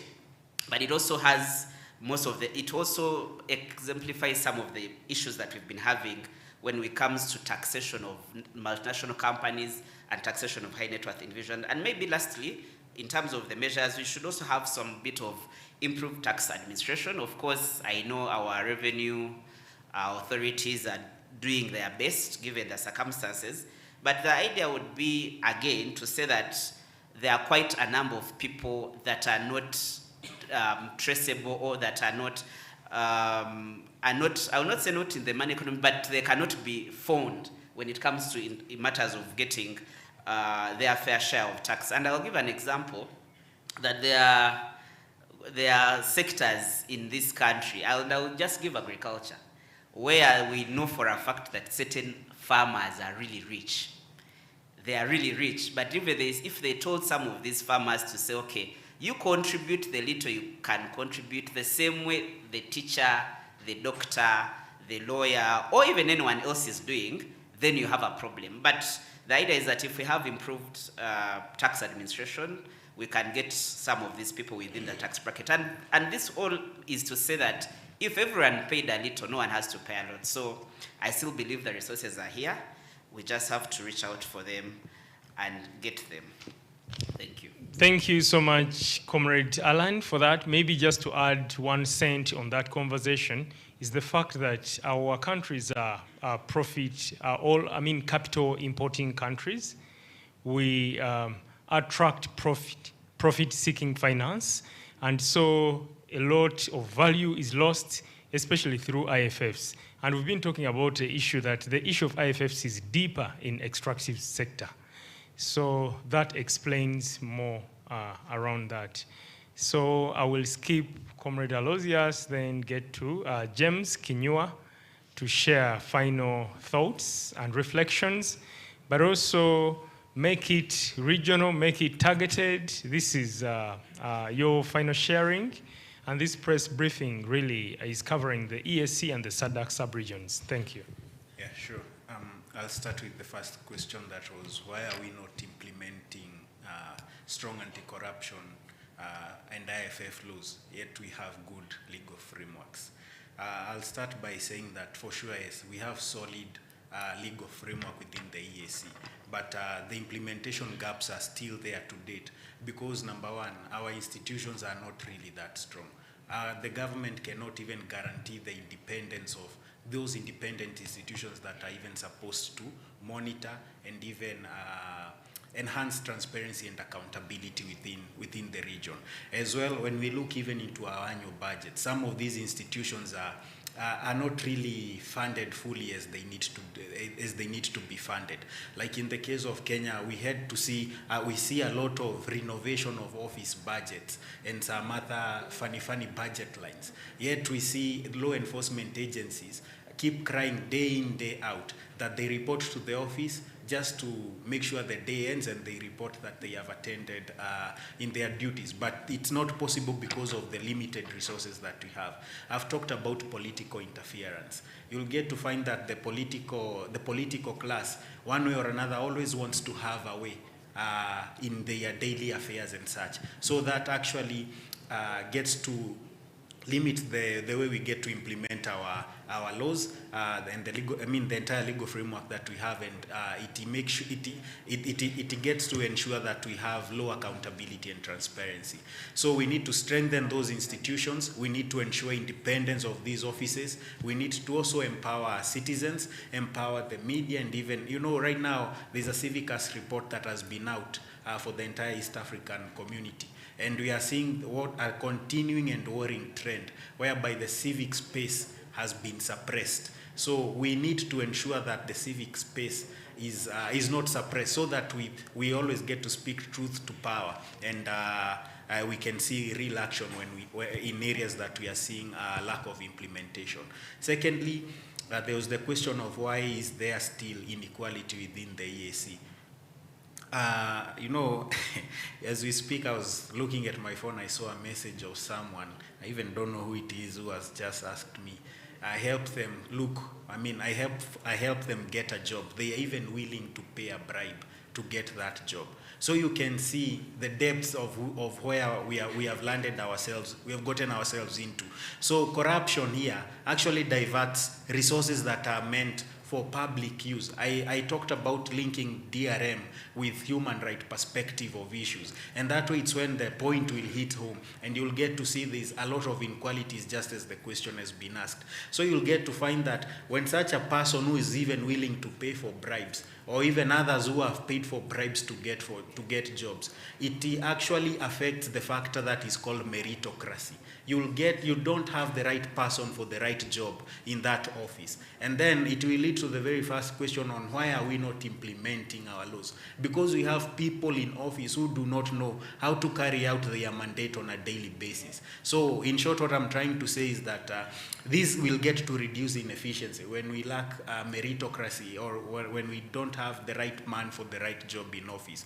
And DRM cannot succeed or even prosper when we don't have fair systems, when there is no transparency in public spending, and when we don't have equal access to opportunities. So of the opacity that is around our governance system, I get to ask, why is there this opacity? What are we really hiding from our people? We need to ensure that registry like the BO registry is made public for the entire citizens to scrutinize who owns what, where is it located, and such. Who is the natural person who benefits? We need full implementation of our various Access to Information Act, so that we don't have a repressed civic space. We cannot operate in a vacuum. When the citizens don't know where to ask questions, to whom to ask questions, or to whom to address the questions, every day it will be PR, public relations every now and then, and that's that. So we need transparency and not opacity. The third one was on how EAC countries can use local capital so that we reduce over-reliance on debt. On this one, I really don't have much points, because I understand the different national treasuries in our various jurisdictions get to call for, they are called T-bills or something like that, whereby people get to buy bonds and using the local currency so that the government can raise revenue. So that needs also to be enhanced. And citizens nowadays don't want to do business with government, because there's a lot of challenges. Sometimes you'll do business with government, you're not paid, or there's delayed payment. Pending bills are piling up in our various offices in the various jurisdictions. So that is one of the areas that we need to look into. As well, I think pension funds and insurance firms can be encouraged to do local investments, so that that way the government can also get to raise more revenue. Lastly, on my parting shot, I think I'll talk about the implementation of laws. For sure, we need to give our laws, regulations, our legal framework an opportunity to operate. Today, we come up with a new policy, with a new law. 2 days later, we are amending the same. Yet we have not given it an opportunity to operate and see where the gaps are, so that we can carry out these amendments. Secondly, we have so many ratifications. We are members of so many treaties and conventions. That is enough for now. Let us implement that and see how far it can get us to. Lastly is to point fingers on the citizens. I mean, power belongs to the people. We are democracies, so power belongs to the people. During electioneering periods, when you get to tolerate politics of survival, politics of tokenism, believe you me, you'll feel the effects once those people get into power. There will not be any political will, any political goodwill to implement laws and do the work for the citizens. Thank you so very much. Comrade Diana Muchoge. Thank you very much, and thank you to the panelists for very insightful feedback. I want to start with a success story, and I will point out to Algeria that is doing very well in terms of utilizing domestic resource mobilization. There's free education up to university in Algeria. They have free healthcare, and also low-cost healthcare if you're going to use private hospitals. So it's actually a shining example to show that it's possible. And as my fellow panelists have said, it's all about good governance. It's all about having the right leaders in place, actually, who are able to actually utilize public services in the right way. And then also in terms of comparison debt on set of the provisions within the law does not give us the opportunity to tax multinationals at source. And I'm going to combine it with someone who was asking how far have we pushed for source-based taxation. And to me, I think as Siatini and under the Tax Justice Alliance Uganda, we have tried to provide alternative tax proposals, and we advocated since 2014, telling the government to terminate and renegotiate. But even since then, the Netherlands-Uganda double taxation treaty has not been concluded. So other countries, before we achieve the UN tax convention, can we terminate and renegotiate some of these provisions? Because there are two provisions, there are two model double taxation treaties we are using, the OECD double taxation model treaty and the UN double taxation model treaty. But we find that all our domestic double taxation treaties are combining the two. If you don't have the OECD, you have the UN. And that means chances are high that you are going to lose out because you are negotiating with high capital exporting countries. And they have, most of the time, they have their text which we are negotiating. Actually, we had agreed to come up with the East African double taxation model treaty, but it was only Rwanda which ratified. And now it is under review. So you find that we would have used our text to negotiate, but we don't have a text to negotiate. So that one is also another problem. And actually, we need also to look at, there is what they call the treaty shopping, where countries just say, okay, there is an opportunity of the treaty agreement with Mauritius and Uganda, or with Zambia and Uganda, and I can use, as a Ugandan, I can go to Mauritius, I can go to Zambia and say, I'm originating from Zambia to benefit from the treaty opportunities or the treaty benefits that are between Uganda and Zambia, between Uganda and Mauritius. So you might find that even those we call multinationals are also ours, coming from home to benefit from those treaty benefits. And that's why some people say, okay, taxes are not something which you consider for investors, but that one we need also to check. So someone was saying that we in terms of gold, and I think my colleagues have tried to look at that, many of African countries have failed to harmonize or to actually domesticate effectively the Africa mining vision, which requires us to do mineral beneficiation or value addition. And when you look at the Extractive Industry Transparency Initiative report of Uganda, you're going to see there is a section or a sentence in that document which shows that some of raw materials are exported without value addition. So how will you be in position to add value in terms of creating industrial development, in terms of getting the opportunity to tap into the technology transfer and skill transfer?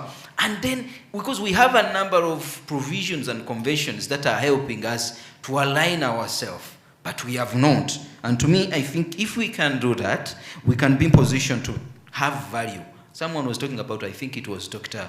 Muhumuza, that gold, we don't even levy royalties on gold. What are you talking about?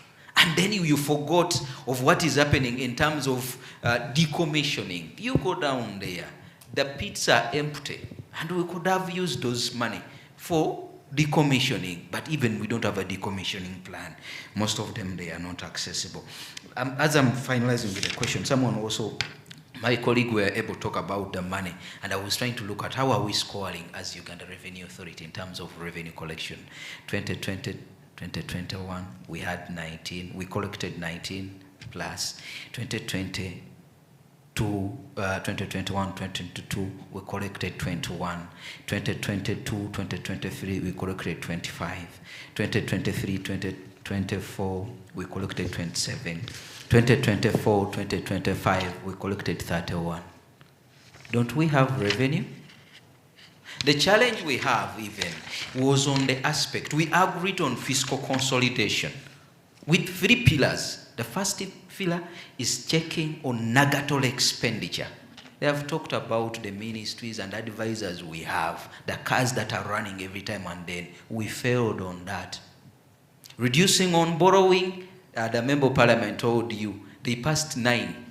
And I think every week, there are new borrowing approvals that are put before the parliament. We failed even when it comes to reducing on our borrowing. When it comes to the deficit budget, which we are supposed to reduce, just look at what we are supposed to collect. The last year, we anticipated that we are going up, is it 72 trillion? And then we are supposed to collect 30, which was a projection. That means our deficit in budget is worse and alarming. So to me, I think we have the money, but how we are using the money is the issue which we have to look at and ensure that the little we get is put into good use, but also we are able to invest that money in productive sectors that can enable the government to generate revenue. The other swap, or which they call the structural adjustment program arrangement, or liberalization and privatization, we need to check it to ensure that government do invest where we can get the money. Someone was talking about water. What is hindering Uganda to ensure that each and every house has water, piped water, and then you tax them? Which is hindering Uganda to ensure that each and every household has yaka, electricity of yaka, so that you can tap from that money? You are investing. And at the end of the day, in the long run, you'll be in position to get money. Where someone was talking about the priorities, where are we putting our priorities? In revenue mobilization, now and in the future. As I'm summarizing, if I talk about like the parting shots, I was looking at, we talked about the issues of DRM. To me, I think we just to look at how can we ensure that we strengthen where need is needed. What is the problem with tax administration which we can work on? The TADAT project, I think some of us, we are under the TADAT, which is part of the World Bank IMF. The TADAT project is giving us where the problem is. Can we strengthen our tax administration to collect more revenue? And when it comes to the debt, can we ensure that we borrow money for already funded, for already projects that are ready to implement? Because we are ending up, and you can be surprised looking at your minister saying that we have allocated this amount of money for commitment fees. And you knew that the project is not ready, so why should you go to borrow money when you don't have what?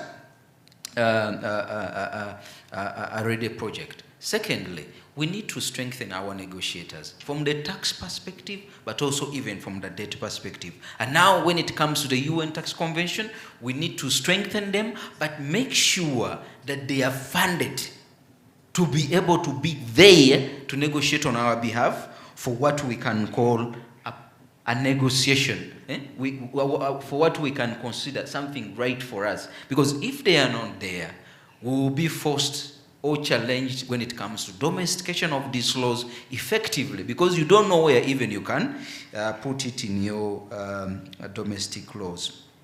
So and lastly is on capacity building. So to me, I think we need our civil societies to ensure that we support government in capacity building, especially now, our leaders, the member of parliament. I know new members are going to come on board. There are opportunities for committees to support, but we need to build their capacity. You can ask them, what is a DTA? What is a tax incentive? Now on the current going debate on UN tax convention, what is it? So to me, I think we need also to look at how can we support our policymakers to understand, because they play a key role in the decisions that affect the country. Thank you. Thank you so much, Comrade Aloysius Chitengo, for bringing it all together. A round of applause for the panelists. Thank you so much. With all this wisdom and insights, why are we not changing the world? What's the missing link? I think we can answer that question later, because this conversation will continue even beyond this regional meeting. So a photo moment for the esteemed panelists. I think I deserve to join them, not so?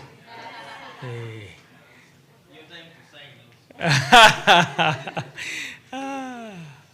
Thank you. So as we do the photo moment, we will immediately, after the panelists have settled, have Honorable Henry Morris Kivalia to give official closing remarks. One, as an economist. Two, as a member of the National Economy Committee, Parliament of Uganda. So let's have the photo moment. Let's enjoy as you watch us.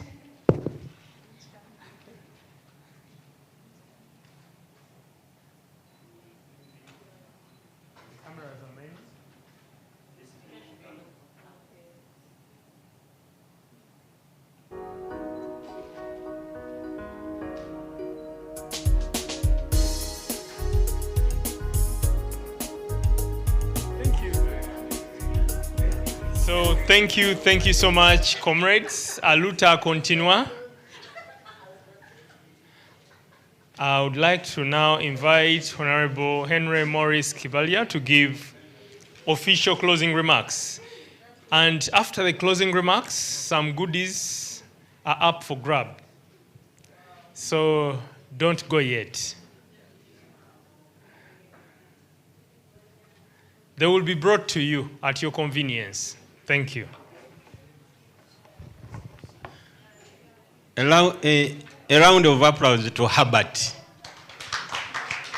He has been requesting us to clap for others, but Herbert, we thank you very much for the great work that nobody else would have done better. Thank you very much.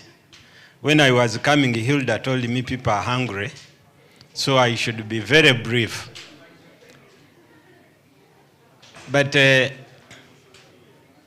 don't know whether Madam Jane has done it intentionally to go to the background and avoid the front bench. Because all this, to me, I believe if Madam Jane was behaving like others, we would not be here and it would not be what it is. We need to thank you very much for being a focused leader, for being an excellent ED. How I wish maybe you had the space to make some of these changes that we are yearning for. Possibly it would be better. Before I give the closing remarks, I would request Carol to give a microphone to my colleague. We have an MP in the House, Honorable Agnes, to say a statement before I say something. Thank you.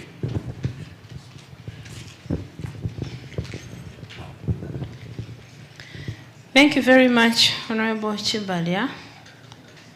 Dear colleagues, my name is Agnes Taka, the woman member of Parliament, Mujili District, and I happen to sit on the same committee with Honorable Chibalia of National Economy. I'm happy that I've been part of this discussion and I've really enjoyed it. And I want to salute all of you in the room for speaking out. And I've been I've experienced government from the lowest level up to parliament. And when they were speaking about the leaking bucket, and people were asking where are the resources, I could see that bucket. We have resources. Even from the lowest tax collection level of a parish, the bucket is leaking. At sub-county, at district, and everywhere in parastatos, the bucket is leaking, and it's the biggest challenge that we have. Now, I want to say that as Parliament, I think we remain the biggest arm of government that takes criticism, and because it is the arm that houses individuals trusted by the people. So they have hope that that is where their power lies. However, I want us to have a reflection that parliaments have come and gone, and the attrition rate is high. Why? Because each time, each parliament that comes, the citizens feel betrayed. But still, they continue comparing parliaments, and they say the parliament has deteriorated. What is the problem? Is it the people that we send there? I think we need to think a lot about this and know where the problem is so that we tackle that point. It cannot be that every individual that is coming to parliament is problematic and not willing to serve the people. Therefore, let us continue speaking out. Probably as we go on, we cannot take away the contribution of His Excellency the President of the Republic of Uganda in the transformation of our country, and of course the East African community. But I think we are now held between transformation between the revolution and the transformation from democracy to a real developed democracy and a developed economy, in my view. So there we are. Let us continue speaking out and praying that other leaders come to take us where we want to go. Thank you very much. Thank you, Agnes. You have heard her. I need to join the colleagues in thanking, to begin with, Siatin. We are proud of you, and we thank you so much for leading the line. We need to thank our funders, the Diaconia, Tax Justice Network Africa. Please, we are very grateful.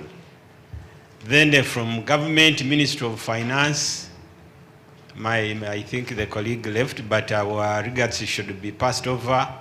The Financial Intelligence Authority, I think equally left, but regards should be passed over. Uganda Revenue Authority, my sister, I've seen her there. Please, we are very grateful. The Tax Justice Alliance Uganda, we appreciate it greatly. And all members of the Tax Justice Alliance, we appreciate. Then equally, in the same line, we need to thank members of parliament that have really accorded time to this workshop. We need to thank the Uganda Parliamentary Network on Illicit Financial Flows. We need to thank you all. Our third estate, the media, there is no way we can have the message that has been passed over unless you are here to make sure you amplify and have it there. We need to thank everybody everyone in your capacity, we need to thank you for really making this workshop and making everything reach where we are. My few words are, your question would be, how did we reach where we are? If some years ago, I was looking at some few people that could be older than me here. In the years, me Busoga Growers is one of the area, the cooperative that was in my place. They told us Busoga Growers was lending in Malaysia and Korea money. Going in history, Uganda at its time used also to lend money to other countries. But these economies have grown more than us. What is the problem? Where is the missing link? When Herbert was emphasizing here, whatever we say, how do we mobilize resources domestically? The tax is an issue. We need to tax. But what are we taxing? Because the tax must be progressive. The tax must be seen to stimulate production. What are we taxing? Can we wake up as a government one day, come up with the programs of production that can give us 2-3 years where we shall have a better tax base and we are in position to tax people without really hanging them? I was sharing with somebody and I said, what pains some of us is Parliament is the punching bag. Everybody will abuse the Parliament. Everybody will abuse a member of Parliament. Wherever you pass, they will not even value you. You are the problem. People are suffering because of Parliament. Isn't it so? But at the same time, the eyes are on Parliament. Every presenter will say, we are looking onto you. Everybody, everywhere you find Parliament. Where is the problem? I don't want to be deceived that there are no brains in Parliament. Parliament has any cream that you wanted to find. Any cream. If you wanted to go in academia, the professors are there. Most of these MPs that we have now, we are in those shoes. They have been technical officers elsewhere. At times we ask ourselves, where is the problem? Agi has just been saying, why is it that every parliament that comes, they say deteriorating? How come that the voters vote people that continue sinking the parliament? Where is the problem? People who are in parliament went to school. I get challenges as a person. I was a guild president in Makerere.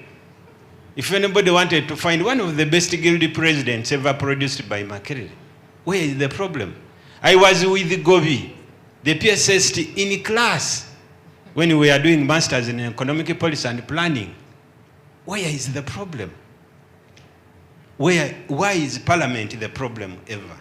So we need to see inwardly, look at ourselves. Where are our priorities? What are we not doing right and what are we doing right? The other day I was saying, I wish we could have space to determine the budget allocation.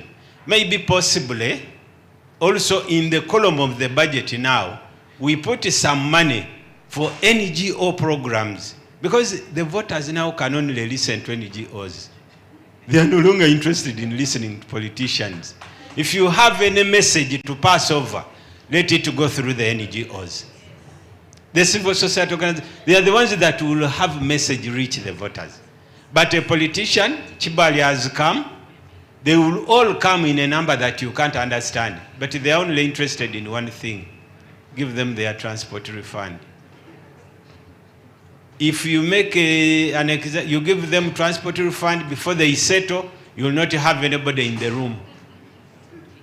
You get it? So technically, as we are doing this, is it the budget that we are allocating wrongly? We are supposed to have the bottom-up budgeting. By now, I think we have the up bottom budgeting. Because when we are budgeting, we are supposed to listen to the voices of the people, as they used to tell us that the voices of the people should be the ruling force of government. We are supposed to listen to the voices of the people, take what they are saying, inform our budget. We got to come up with a budget when it's really bottom up. But I think this time we have to look at what we want to do, where we want to go, then eventually we shall be there. A colleague was talking about the bailouts. Why should you bail out to somebody who has money? Why? Some people were hesitant. You don't want to hear some names. But me, I'm a politician, and I own the words and the names I want to mention. You get it? And Madam Jenny, they will not take a Siatini to be responsible for my words because they invited me, and they know. I say these words when I'm here. I say these words when I'm in Parliament. I even say them wherever I am. What is the reason for giving Sudiru money? What is the reason? What is the reason for giving Amina money every time in the budget? 170 billion, 270 billion. What is the reason? She has never produced any acre of sugarcane. Why? We invest, all of you know that we injected money in our Commonwealth Hall in Munyonyo. Munyonyo is a Commonwealth resort. But URA is here. I don't want to say so. Do we have any books where we have any income? The other day we were in Parliament and the file for Commonwealth Resort had disappeared. Minister of Finance is here. The file is not there. How much money did we invest? Every year we invest money. Why should we? That you are giving money this and the other. So, as a politician, I say these words because I'm at pain that we are blamed for not doing the right things. Yet, amidst our hearts and mind, we feel we have the capacity to do right things. But somewhere, somehow, we are fixed. We can't really do much. So it pains. It pains. You watch the TV. The other day we were telling government, if we collected 31 trillion, why are we making a budget of 72 trillion? Logically, if we collected 31, why are we making a budget of that? But it's simply because some people want to take advantage of that and find where to have the money. The loans that we are crying over every time, are these loans productive? Do they go to the right channel? Do they do the right work? The people that go to negotiate these loans, do they go with good intentions? How do you negotiate a loan that will really sink the country? The people that are going to negotiate, are they the right people? Are they going with goodwill? You go to negotiate a loan because you want your kickback somewhere. Why do you go for commercial loans when you have a window? The other day we were asking, how do you acquire a loan without opening space for competition? You only pick one company and say, Stanchart, you are giving us this money to do ABCD. Under which window? You get it? We have, there's some people here, we are blaming the laws and the policies we have. We have good policies, we have good laws, but are they put in place? Is there anybody to enforce them? One of the challenges we have is rule of law, but we shall fix that one other day. So in so doing, there are things that are really painful. The contractor that you have given a contract to do some work, is he the worthy contractor? These are some of the things that pain us. But at the end of the day, civil society, the public, the citizen, the voters, the problem will be Parliament. If you ask anybody tomorrow, what is the problem of this country? Parliament. Can we close the Parliament? Everybody will say yes. Do a referendum and see. If you do a referendum and say, can we close the Parliament? Everybody will say yes. Yet we believe and we assume we are people's representatives. But how do we represent people who are not happy? People who are not proud of us? People who feel we are doing a disservice, we are a problem to them. In fact, this country believes, all citizens believe we are a liability. No, you will not find citizens who believe we can do something better. No. May I have a feeling? Let us set our priorities right. Where is our comparative advantage? In whichever region.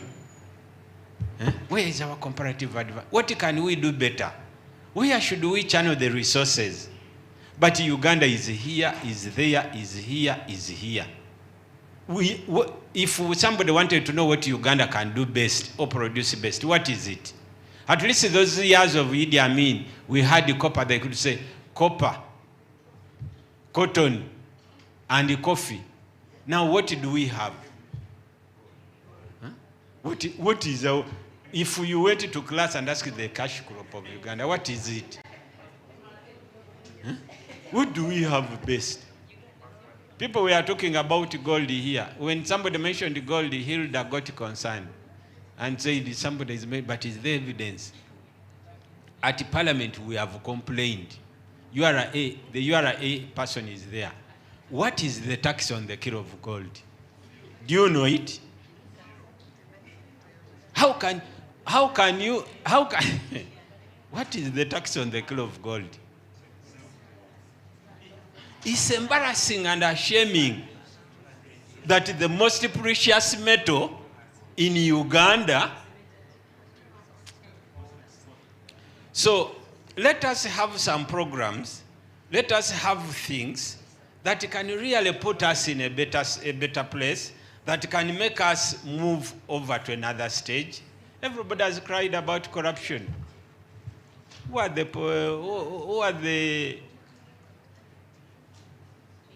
key players in corruption? They will only tell you Parliament. Yet corruption in this country is a virus. I don't know how we shall handle, how we shall do this and the other, but we have really lost it. We are really in a wrong place. We don't know what to do. We don't know what to do. We don't know where to go. At the end of the day, we must fix it. We must fix it. My request is, how do we collectively, one, handle the problem of mindset change in our smaller citizens?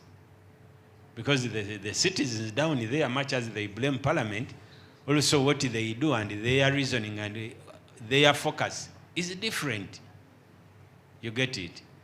If we have to generate resources, if we have to domestically mobilize resources, we must involve the citizens at all levels to participate in the sectors of production at different levels. So how do we stimulate them, one, to love what they are doing and participate in the production sectors? We must fight the mindset change issue. But this can only now be done by NGOs. The trust in this country, the trust in Wananchi, the trust in Ugandans can only be in civil societies. People have lost the trust in politicians. They are there because politicians must exist. They go to vote because they know they must vote. If you give them an alternative, they would not vote otherwise. Otherwise, let's see how best we can support, we can strengthen, we can give better space to NGOs so that they can help us to really talk to Ugandans. You also, your voice, maybe the high authority would hear your voice. I wish he could give you platform and you address him and tell him some of these things. I wish he could give you the platform. Maybe some things would change. You see in this country, a leadership of Siatini, and this is not yours, it's mine as a politician. In this country, if you want something to move and to exist and happen, it's only the head of state. One man. One man. Colleagues from other countries, we don't want to give examples of your countries because we may not be well informed about what is in your country. But some of us, me as a politician, I know what is in my country. That is why I can speak with authority. But if he could help me and give platform to NGOs leadership, and he listens to them, there are many things that can change. There are many things that can be achieved.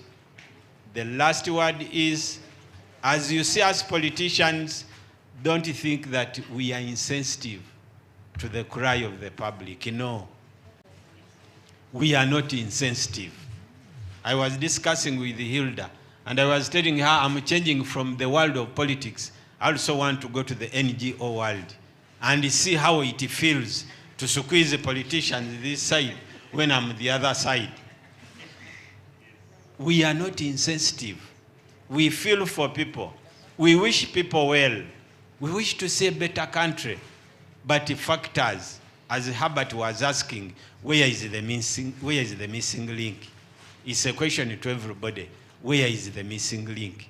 What are we not doing right that we are supposed to do right? Who is responsible for all the cry? Who is responsible for the suffering? Who is not doing what he is supposed to do? Let everybody do his part. Let everybody do what he is supposed to do. Possibly we shall have a better Uganda. We shall leave this world. We shall leave this nation in a better position that we found it. I wish everybody a better day. I wish everybody a safe journey wherever he's going back. And I need to re-echo our great thanks to Siatini for making this workshop, for making this conference be realized, reach where it is, and get achieved. We are grateful. We can't thank you beyond there. We can't thank you enough, but we need to thank everybody. Thank you very much. May God bless you all.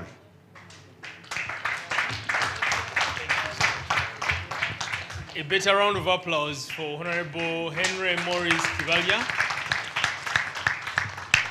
I think there is facilitation that we need to give him as an economist, because from when we started, he has been sharing insights, expert insights. And from where he sits as a member of parliament, he has also provided some key information. So it's deserving to give him that round of applause. Comrades, for the press conference that we just had, we are preparing, you could call it a communique, whatever you choose, whichever you choose to call it. That's what we are working on, and we'll be sharing it publicly. It will be publicly accessible.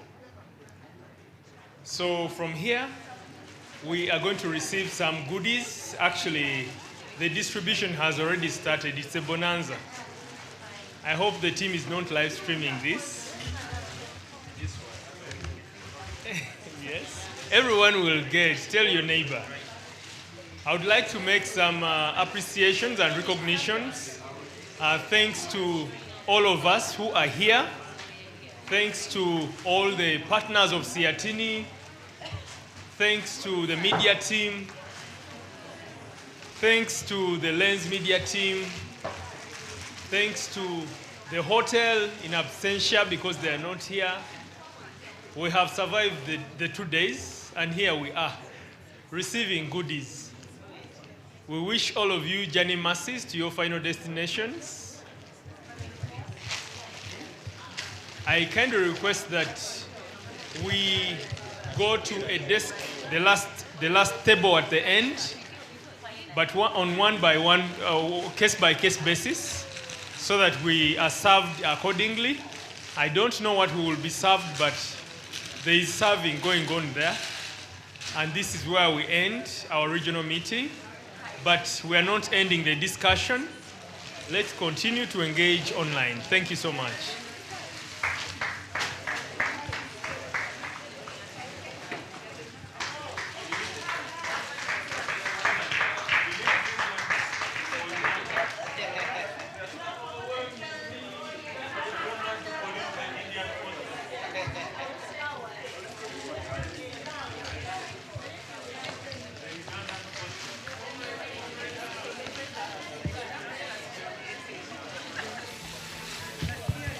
Comrades, this is a commercial. There are some goodies being sold outside. Support women, support a woman-led small, medium enterprise. Please, there are goodies being sold. Cause some inflation here. You have the money, there is money. Cause inflation. Comrade Elliot, standing up at the immediate left here, is the one sailing. Please cause inflation in Entebbe.